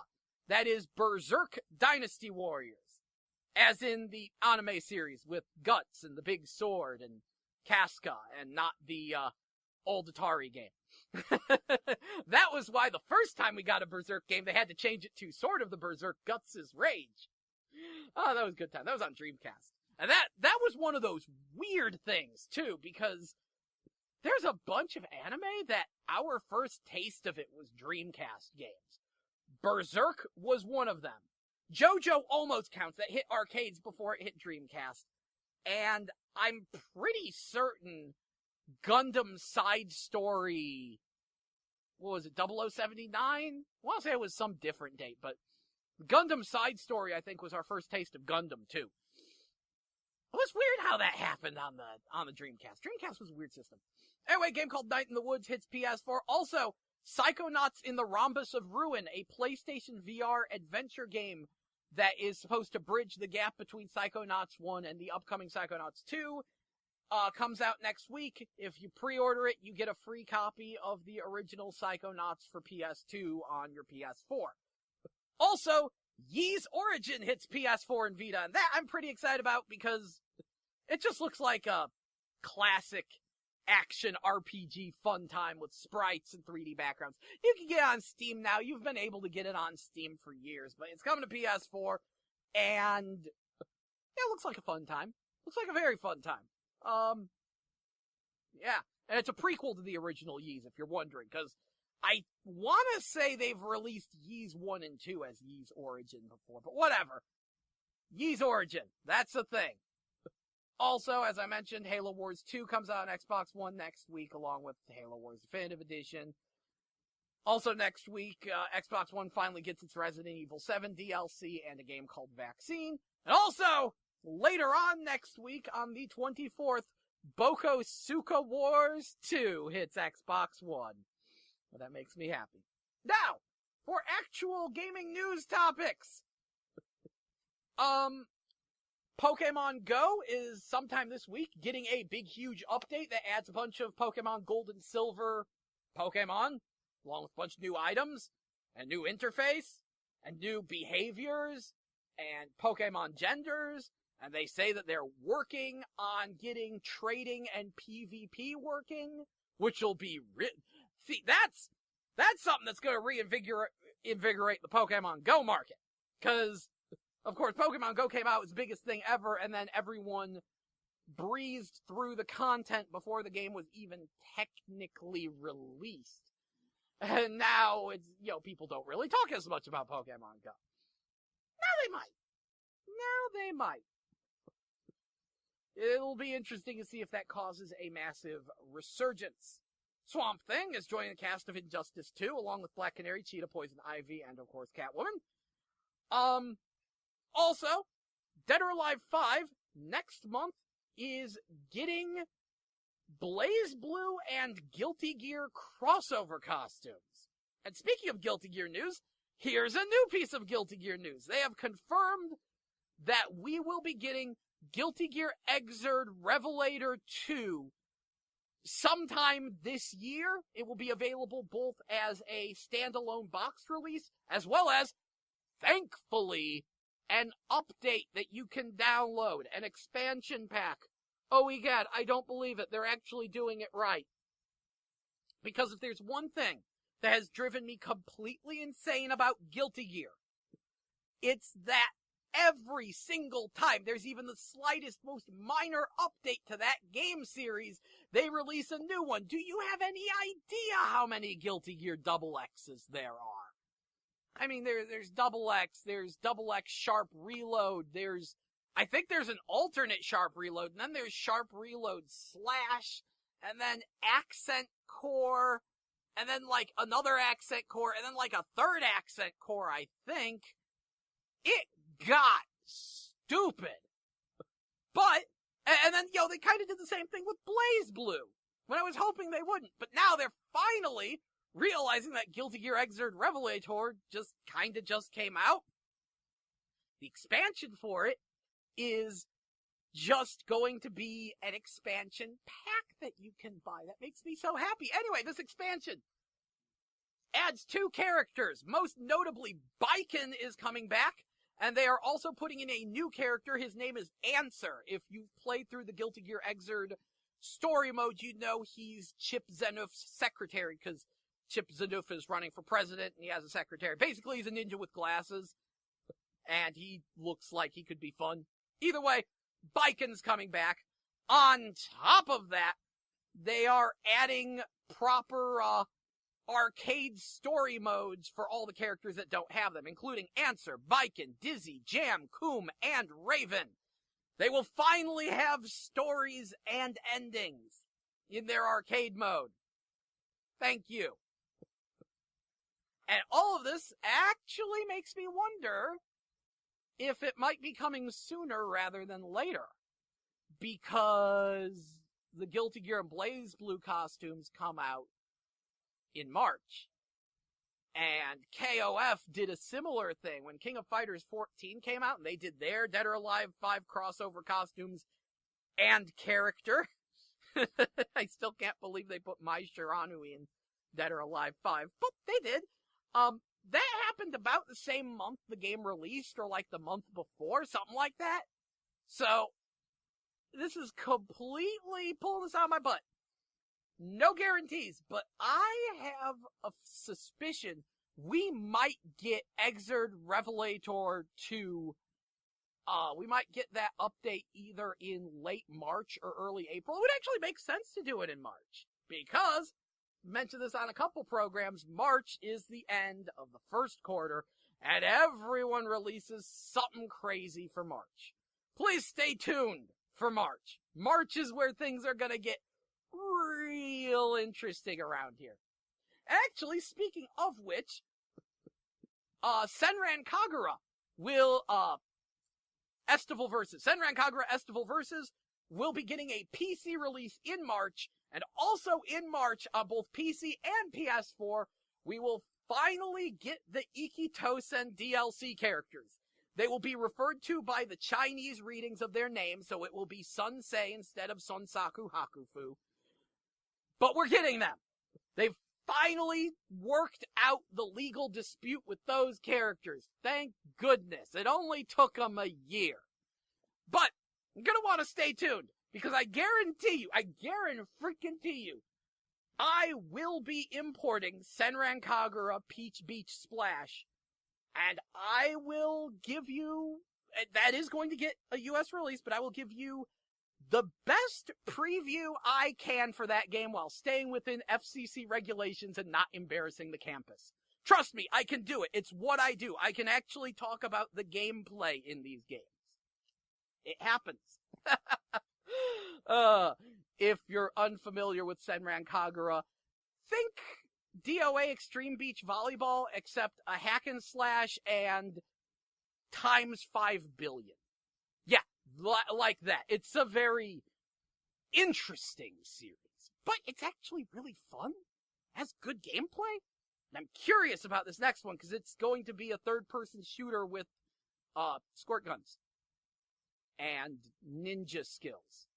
So you're dashing and teleporting and shooting people with squirt guns. It's gonna be interesting. It's a Senran Kagura. It always is. But let us not get too sidetracked by that.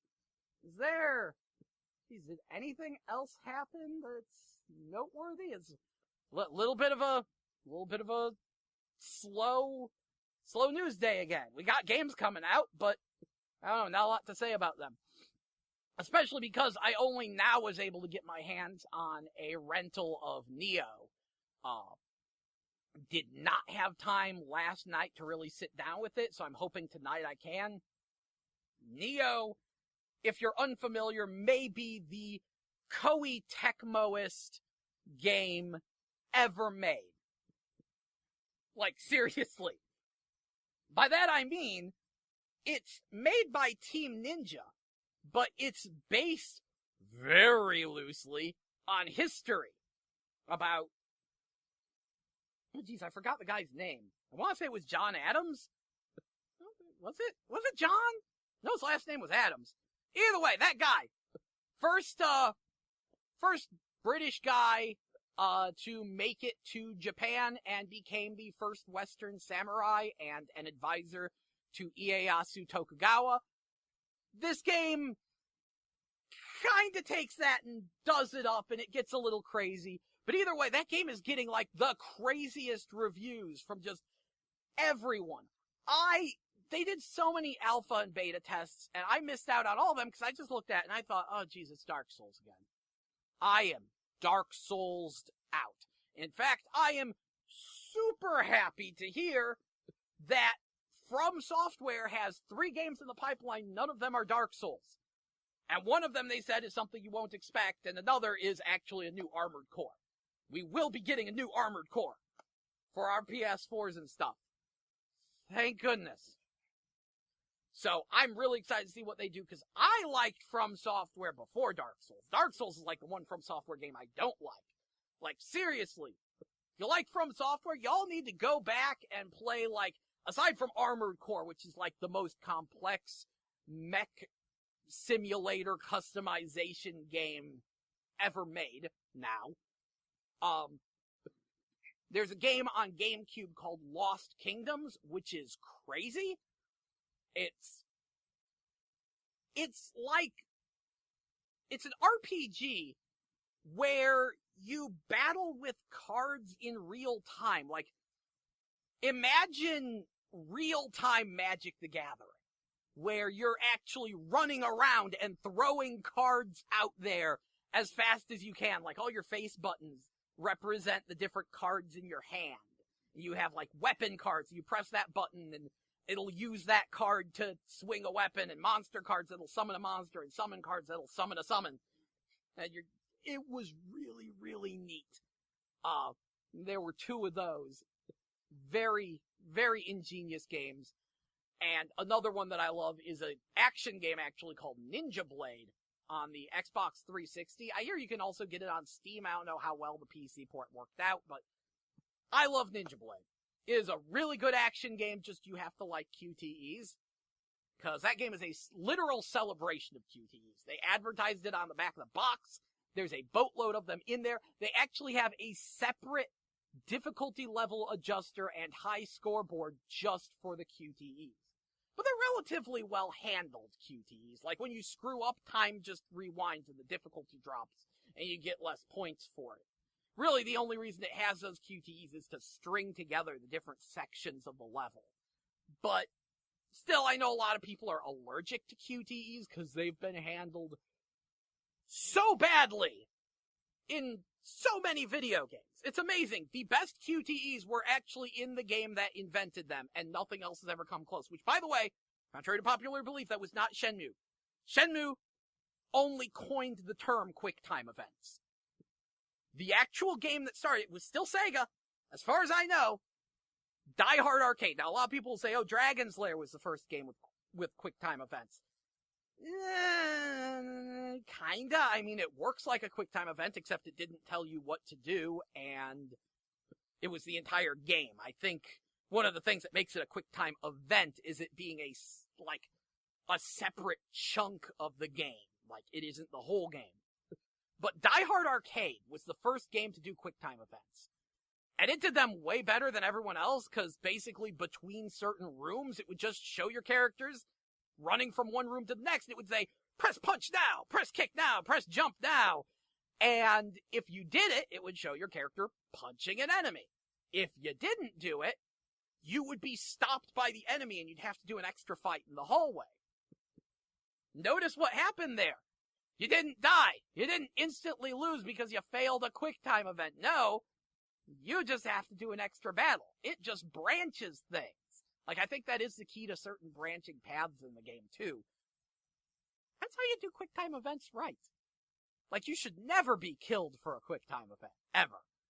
But I'm getting off topic. I think Ninja Blade is a really good and highly underrated action game. mostly because it has actual stage design to it. And that's another From Software game that I recommend to people, one of the reasons I like them. There's also a Dreamcast game called Frame Grind, but it was Japan only. But that's like my actual favorite From Software game. It was like a more arcadey Armored Core with medieval mechs. So think Escaflowne. Yeah, custom Escaflowne duels. That was on Dreamcast. It was like a launch title in Japan. We never got it. Because of course we did. Why would we get the awesome game? We got plenty of awesome Dreamcast games, but still, there's so much more in Japan. Ah, those were the days, Sonny.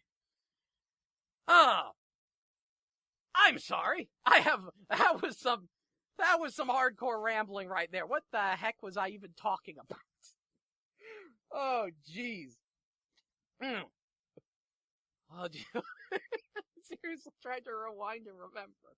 That's it. I'm talking about From Software and how they've got through. Oh, Neo! Talking about Neo! Because I was Dark Souls'd out, like, super hardcore. And I was like, I'm done with Dark Souls style games, and that's why I ignored Neo up until now, but now everyone's playing it and is like, oh, it's actually a little like a better Ninja Gaiden with like super deep and complex combat and responsive controls, I hear. So, when I get off the air, I'm gonna need to hop on some of that Neo and see how it is. Cause that could be a thing. Either way, it's getting just ridiculously rave reviews. I'm excited to see where they go with it, because they have released a season pass for it, and there's supposed to be more content, and as it is, the game is, like, stupidly long. But I'm hearing there's some kind of online functionality, maybe some co-op? They're saying something about patching in PvP? I'm curious now. I'm disappointed that I don't get a custom character, but I'm curious now if the combat is that spicy, then I'm in, because if there's anything I love in a game, it's a super deep melee combat system. That's why I've spent this entire show complaining about For Honor, because it's an entire online versus melee combat game, but it's online only, with absolutely no way to play it offline. And yet they're still going to charge $60. Great. I should move my mouth when I'm on the radio. Arrgh. You know what? If they patch in a versus bots offline mode, I will buy the game. Hear that, Ubisoft? I'm sure you're listening within the Ferguson area. Or possibly online. Because that's what happens. Ubisoft listens to my no, they don't. But if they do, then please let me play Star Trek Bridge Crew offline. Oh, yeah, I want that Star Trek Bridge Crew. Anyway, I think it's about time for me to go to a music break. And then when I get back, I've been complaining literally the entire show about, well, the fact that this stupid game is online only. And the reason I complain is because I'm a collector. So when we get back, I'm gonna editorialize like crazy for you as I talk about why I don't believe in the all-digital future. Because, oh, egad, do I have good reasons not to want gaming to go all digital. Please, not all digital. That's a very, very bad idea. And you'll find out why when we get back from the break. But until then, please enjoy the music and stay tuned to 89.5 FM KCFV, diverse music for your diverse mind. I'm your host, Jell. This is GameBabble Live. We'll be going until 3 p.m. Please stay tuned. And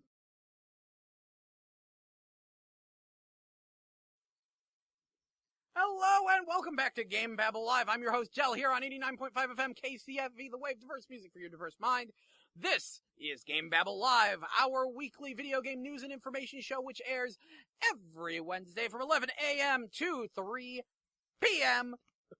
And before the break, I was recapping a bunch of things and continuing to complain about the fact that For Honor is online only, even for single player. This is a thing that deeply bothers me. Even though it's old news, even though we knew, it is beyond infuriating. But I forgot a piece of news. Come to find out, there's a free-to-play MMO called Skyforge, and it's gonna be coming to PS4 next month.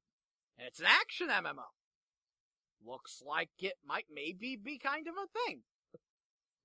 It's, yeah, I'm kind of poking around at this. What crap made this? Alod's team. Oh.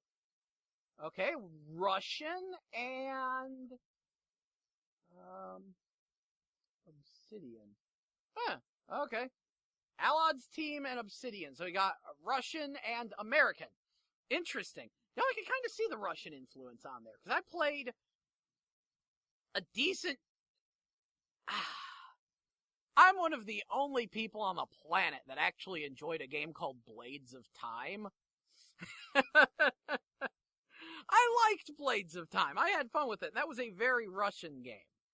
And like I said, I am all about more countries making games. You can kind of see it in the visual style. Like, what I'm seeing of Skyforge is that apparently it's, like, been out on PC for a while, so if I want to, I can just download it now. I'm gonna get the PS4 version. What I'm seeing with Skyforge, though, is that it's some kind of, like, really weird-looking fantasy sci-fi mix. Like, it seems like a fantasy world, but there are alien invaders and guns. But I think the guns might be shooting magic. Don't quote me on that one. Either way. Getting back to what I was complaining about earlier, For Honor always being online, large part of this is because I am a video game collector. I have a gigantic pile of well over 50 different game consoles, which date back well more than 30 years, probably close to 35 years. Really need to figure out how old my oldest game system is. But, yeah, so it's kind of important to me that games work in the future. And this is why I am vehemently opposed to our digital future. Now, funny fact, digital game distribution has been around for a while. Believe it or not, there was an online game distribution service for the Atari 2600. Not even kidding. Some way you could hook your 2600 up to the very rudimentary internet and download games. I remember this because there was a big deal made about the fact that they were able to recover one of the games that was only distributed this way, which was called Save the Whales. That was a thing. There was an Atari 2600 game called Save the Whales, and you could only get it by downloading it off the internet back in the, I'm going to assume, early 80s. So digital distribution has actually been around for a while. There was also Sega Channel. And in Japan, they had the broadcast satellite system, and that's actually a good example of a place to start.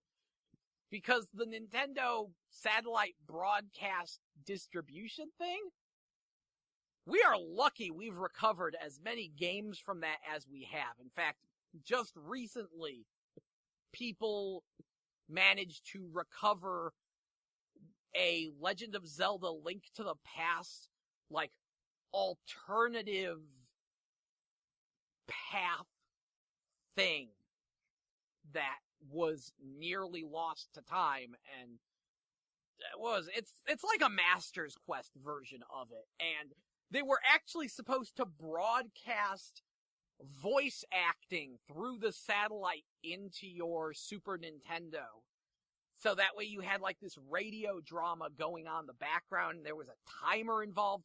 It's really crazy and complex and weird, and was nearly lost to time.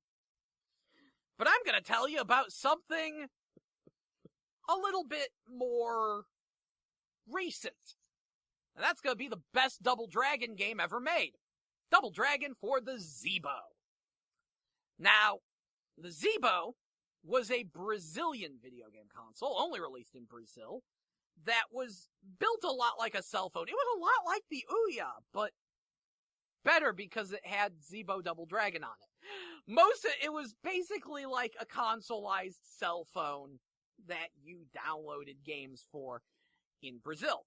Most of the games were cheap ports, except for Double Dragon, which was a Zeebo exclusive Brazilian-made remake of Double Dragon. And it looks like the most amazing Double Dragon ever made.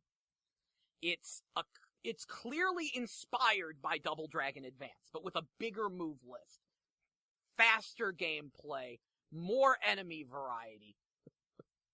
And the best feature was the fact that when you beat the game, you unlock the ability to play as any enemy in the game. Every time you beat it, you unlocked more enemies that you could play as.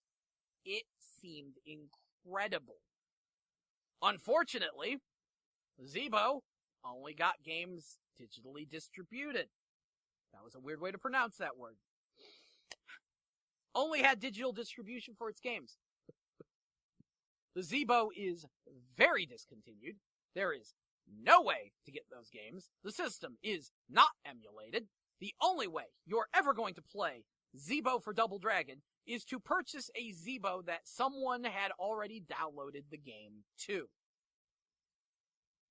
Unless someone manages to emulate the Zeebo, we will never play Zeebo Double Dragon. And it looks like it could well be the best Double Dragon. Now, I base this off the fact that it looks better than its almost re-release. You see, they did take that game and do an enhanced remake on the iPhone and Android as just Double Dragon. It was by Brizo Entertainment, and clearly based on the same game, but it had better music and better sprites, but the gameplay was slower because it used an on-screen touch gamepad, and some of the stages were different, and the enemies clearly had less moves, so it was sort of a give and take thing. But I played that, and of all the Double Dragons I've actually played, which is almost all of them, I think, I played Super Double Dragon 4, I have played the crap out of Double Dragon Advance, and yes, I picked up the recent Double Dragon 4 thing. I would definitely say that the iPhone Android Double Dragon was the best Double Dragon I'd ever played after hacking my Android device so that way I could use a PlayStation 3 gamepad with it. Sometimes you just gotta do. But once I did that, it was incredible. I kept wishing that they would, port it to something else, because it was so freaking good. No, instead, it is actually delisted. You can no longer get that game on your iPhone and Android. It's gone. Bye. No longer there. That happened to the Way Forward Wonder Momo game as well, which I kept waiting for them to do a PC release of, because they said, we're going to release this on iPhone, Android, and PC. PC release got canceled, the iPhone and Android version got discontinued. I will never play the Way Forward Technologies version of Wonder Momo. You have no clue how much that one stings me. These are just a few examples of why I'm not a big fan of digital distribution. Because when you distribute a game digitally, you can't get it later. When the servers go down, it's gone. And while a few games, a Zelda sequel thing that no one knew about could be recovered, decades later, maybe, because it's part of a popular franchise, a lot of things don't. A lot of the more obscure and weird games will just vanish into the ether, and they could be the best entry in their respective series. Considering how good that iPhone Android Double Dragon was. And yes, there's one on there now that's called Double Dragon Trilogy, but it's just a bunch of ports. I'm talking about the one from Brizo Entertainment, or Interactive, whatever. The one from the Brazilian developers. That one was really, really good, and it's gone. You'll never play the Zeebo version, because that would be the only game you'd ever want to play on a Zeebo. So, yeah, and you're never gonna play it. Classic beat 'em up series, quite possibly the best entry in that series. It's gone, and that's a blow. And every day, more and more games vanish into the ether, and a lot of them, okay, fine, they're just kind of crap and whatever. But you never know when a real lost gem will become really, really lost. And no one will be any the wiser. But if that became standard, if that became normal, we'd have a serious problem.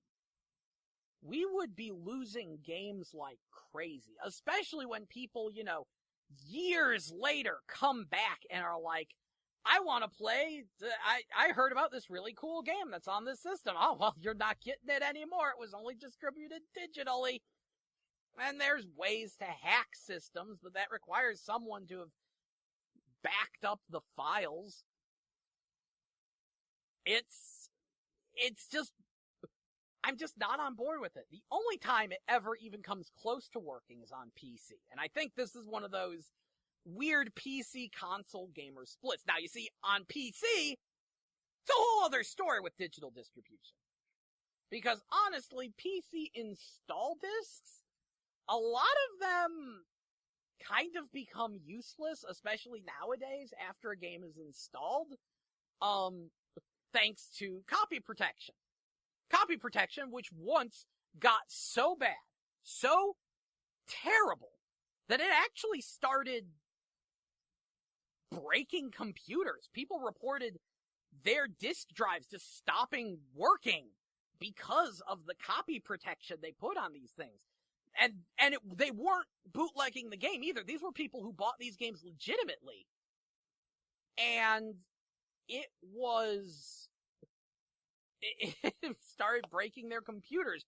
Copy protection at one point was actually worse than viruses. And it encouraged people to bootleg the games. I know a lot of people, it became a standard thing for serious PC gamers to purchase a physical copy of a game and then download a bootleg of it that has the copy protection removed because the copy protection was so dangerous. That was a dark, dark time for PC gaming, and Steam helped solve that. Because the problem with PCs is that it is way too easy to pirate games on them. Because you can kind of just download a hacked copy off a questionable site that's probably full of viruses, but you just kinda can.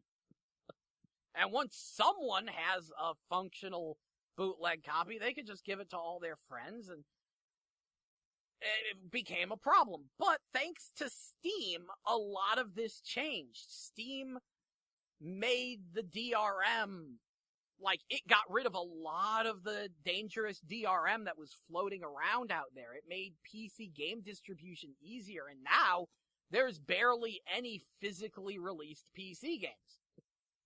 It's pretty much all digital, it's pretty much all through Steam, and that's okay. Because PCs are a unified, platform. And Steam is now so important to PC gaming that if it somehow failed, I would be shocked. Now, mind you, I can only imagine the disaster scenario where Steam suddenly goes offline unexpectedly forever. That might be the apocalypse of PC gaming, but it is in such a state that it's pretty well entrenched into the nature of PC gaming. And as such, there's not a lot of concern about the digital distribution on PC. And it's so convenient and so easy through Steam. Steam is so nice that a lot of people, they're just like, well, I wish I could just have Steam on my consoles. I look forward to the day when my consoles become like Steam. Except it doesn't work that way. Consoles are walled gardens. Each one is separate. You can't have Sony and Microsoft and Nintendo all sharing their game distribution like Steam. One of them would have to win out over the others, and one of them would have to be, well, to put it bluntly, too big to fail, like Steam is. That's not gonna happen. As of right now, I'm not sure how much longer Microsoft is gonna stay in the console business. Sony is always, a few screw-ups away from leaving the console market. And same thing with Nintendo. Consoles are constantly in flux, as we are constantly reminded of with the fact that Sega's a third-party developer now. Sega doesn't have their own console anymore. And we want there to be more than one console. We can't have just one unified the console. As nice as that might be, that encourages some laziness and manipulation, as we've seen in the past. The entire console market is a history of hubris. Every time, it's one console rises above the rest, becomes so good that people don't even need to know of any games coming out for it. Just, they will purchase the next console from this company. And it stays this way until that company gets so overwhelmingly arrogant that they screw up and they drop the ball and their next console flops and someone else takes over the spot. In the past, it was Nintendo. Nintendo was infamous for their draconian policies on game releasing. And it was kind of a problem. For a while, a lot of developers really hated Nintendo and hated the rules that they imposed. And then they screwed up with the Nintendo 64. As much as we all have some fond memories of it, the fact they were like, no, we're only doing cartridges, and it's going to be super expensive to produce games on our system, and we're still going to have all these draconian distribution policies. And that was when Sony entered the scene, and they were like, hey, we'll take what we can get. Our system runs on discs. We'll let you release darn near anything on it. And, yeah, a lot of people flocked to the original PlayStation, and it took over. Nintendo crashed super hard. Sega crashed super hard, and Sony, with their very lax policies, allowed the PlayStation to just dominate. PlayStation 2 did the same thing, even though it was the most underpowered console of its generation, because the PlayStation 1 had so much good stuff on it. It was so dominant in the industry. It took over. And then Sony started imposing some draconian rules of their own. They had their you must dub it rule. They had the no 2D games at full price rule, which these both left deep, lasting scars on the video game industry that last to this day. I mean, that's probably the reason why Capcom fired a lot of their original 2D fighter development crew, because their 3D fighters were a joke, and Sony wouldn't let them release a 2D fighter at full price in America. So they quit. And that wound up really hurting them. And yeah, it got bad. And then the PlayStation 3 happened, and it was $599 with giant enemy crabs and Ridge Racer. And I've never seen a ball be dropped so hard in gaming in my entire life. Because I remember when the Xbox 360 came out, people were like, $400. I'd pay that for a PlayStation 3, but not an Xbox. And then the PlayStation 3, because back then $300 was like the average price of a console, so $400 was considered a lot. And then, Sony goes for twice that with $599, and they showed no games, and they were just like, yeah, no, it's $600, that's just it. And everyone just looked at it, and they were like, nope! And, that was that Sony hubris. They got too big for their britches, and they thought, yeah, we can get away with this because we're Sony and everyone wants a PlayStation 3. Nope! And So they dropped the ball there. And I think you could kind of say Microsoft Microsoft did drop the ball with the Xbox One. Shoot. Because early on, remember the early Xbox One? When they were like, oh, it's all going to be digital distribution and it will require an internet connection. And, like, yeah, there were going to be no used games, and it was going to do a lot of really skeezy things that people were angry about. Because, like, one guy was like, I'm going to be on a boat. You know, I'm in the military. I'm going to be on a boat, and I won't be able to use the Xbox One. And Microsoft said, well, then play the Xbox 360. Literally to them. So they pretty much admitted it was bad.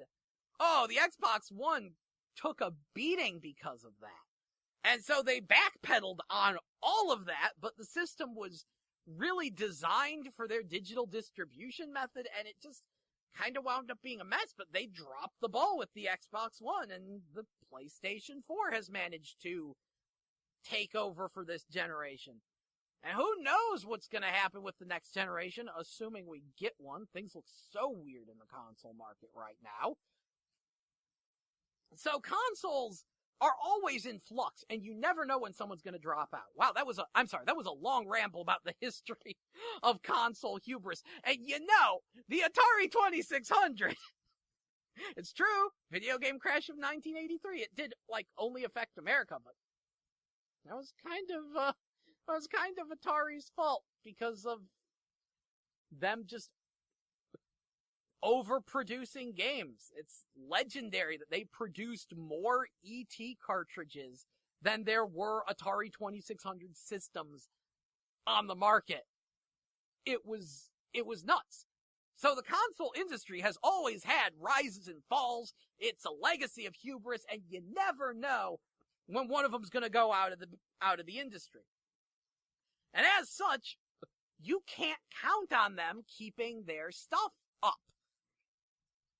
And you never know what's going to happen when those servers go down.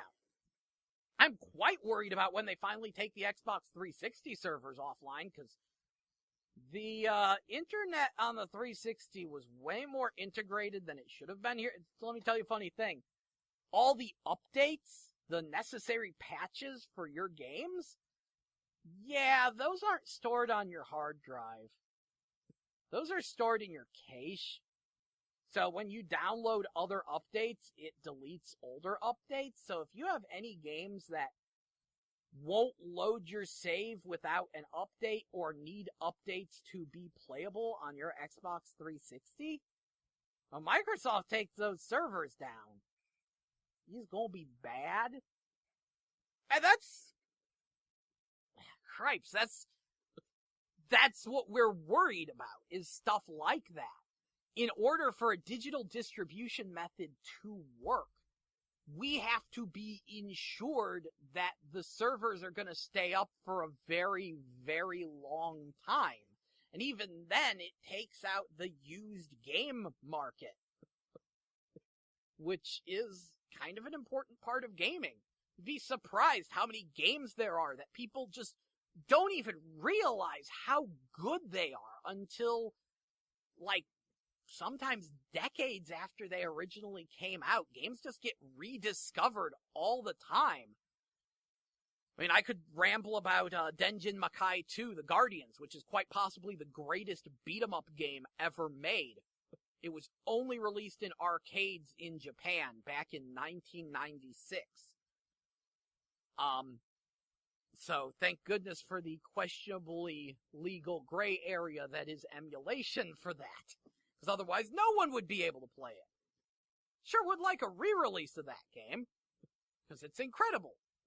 But the fact that there's still at least arcade boards, physical arcade boards, floating around out there that people can get their hands on and put into a JAMA cabinet and play, means that that game gets to still live on. But if it was distributed digitally, we would never know that a beat-em-up ever reached those great heights.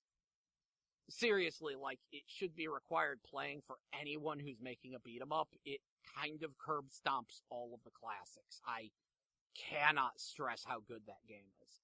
And it's weird. Another one that's like that is a game called Cannon Dancer, also known as Osman. It's made by the original creator of Strider. He left Capcom, joined a company called Mitchell, and made an arcade-only Strider-esque game that's freaking incredible. And this happens all the time. It's important that these games get preserved. You have no clue how much just ancient good stuff there is just floating around out there that you probably don't even know exists. I don't even know exists. I'll be surprised one day when a 15-year-old game pops out of nowhere and blows my mind. But if we go to an all-digital distribution method, that wouldn't happen. And that's why I'm really, really opposed to digital distribution. Anyway, we're coming up on the half hour, so I'm going to kick you back to some music, which I hope you enjoy. Thank you very much for listening to me ramble here on GameBabble Live on 89.5 FM KCFV The Wave. I'm your host, Jell, and I hope you're enjoying. Thank you for listening. Please stay tuned and enjoy.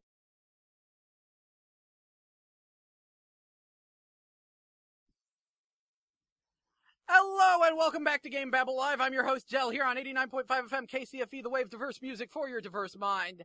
This is GameBabble Live, our weekly video game news and information show, which airs every Wednesday from 11 a.m. to 3 p.m. And as such, as you can see, we are coming up on the end of the show.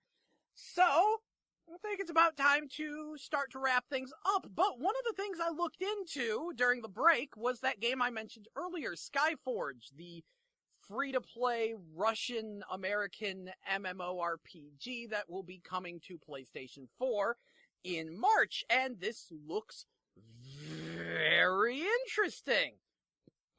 Apparently, all of the players play as immortals with the goal of attaining godhood, and then you have some kind of follower system where you have followers that follow you around, and as such, they boost your strength and stuff. And I'm just listening to all this, and I'm like, huh?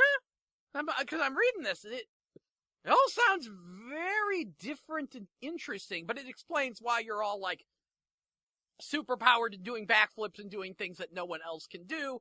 Oh, hey, you're a freaking superpowered immortal. So, interesting concept. I will definitely be waiting for the PS4 release before really diving into it, because the trailer mentioned enhanced PS4 combat, and that makes me very happy, because I'm going to assume that they made the combat feel more natural on a gamepad.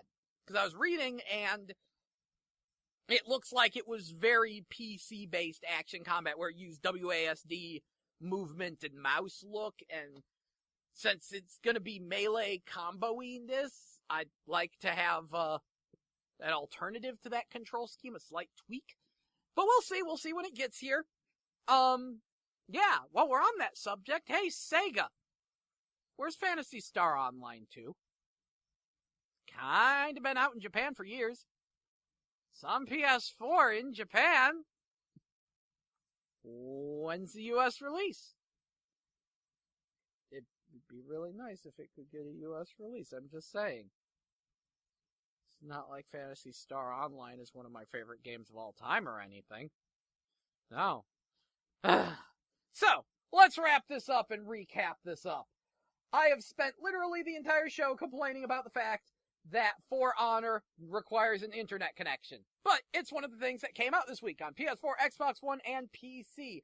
MX Nitro and Ride 2 also hit PS4 and Xbox One because for some reason it's motorcycle month, I guess? Sniper Elite 4, also on PS4 and Xbox One. Today, Skyride hits PS4, which is a game about a girl on a hoverbike blowing things up. And tomorrow, a side-scrolling shooter called Starry Nights Helix hits PS4. The DS gets Tank Troopers tomorrow, and day after tomorrow, the Xbox One is getting the Halo Wars 2 Ultimate Edition, which allows you to play Halo Wars 2 a few days early, along with Typo Man Revised and Vertical Drop Heroes HD is just coming to everything. Next week, Berserk of the Band of the Hawk, the Berserk Dynasty Warriors game, comes out, along with Psychonauts in the Rhombus of Ruin for the PlayStation VR, and Ys Origin for PS4 and Vita. Also, Halo Wars 2 Regular Edition for Xbox One, along with Halo Wars 1, the Definitive Edition for Xbox One. The Xbox One will also be getting its Resident Evil 7 DLC and a game called Vaccine. And later on that week, Bokosuka Wars 2 hits Xbox One. As for topics we have covered, Pokemon Go is getting a big, huge update. Pretty soonish, sometime this week. I'm concerned about the 3DS running out of games. They have, because I'm not seeing a lot on the game list for America and Europe, but plenty in Japan. So that's a little weird. Might have something to do with Nintendo Switch, which has had its launch lineup expanded. Thankfully, it needed it. But even still, it's expanded with, oh hey, it'll have Just Dance 2017 and Skylanders Imaginators at launch. And some downloadable games. It's more than nothing, but pretty much the only big news is that Super Bomberman R is 100% confirmed to be available at launch. So there's something to go with your 1-2 Switch and your Zelda. On top of that, Guilty Gear Xrd Revelator Revision 2 is going to be released in America this year as both a downloadable expansion pack as well as a boxed release. This will add Baiken and Answer to the game, along with story modes for all the characters that don't have story modes. And, well, technically arcade modes, but with proper intros and endings and stuff. So that's also pretty good news. Also, next month, Dead or Alive 5 is getting BlazBlue and Guilty Gear crossover costumes. Because yes, they still released costume DLC for Dead or Alive 5 last round.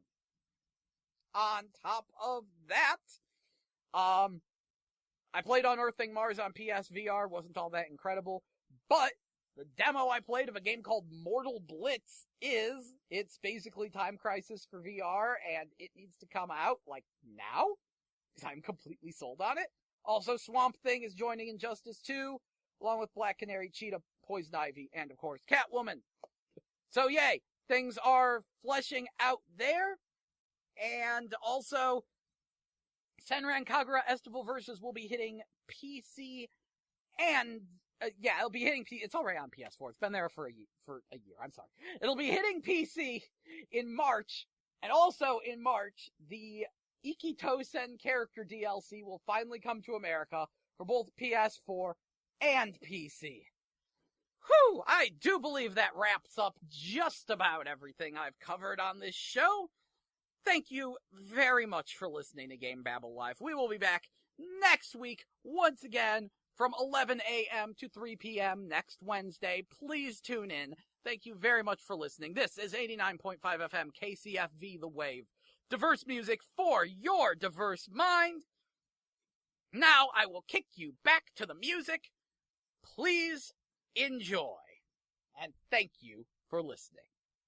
For listening. For listening. For listening. For listening. For listening. For listening. For listening. For listening. For listening. For listening. For listening. For listening. For listening.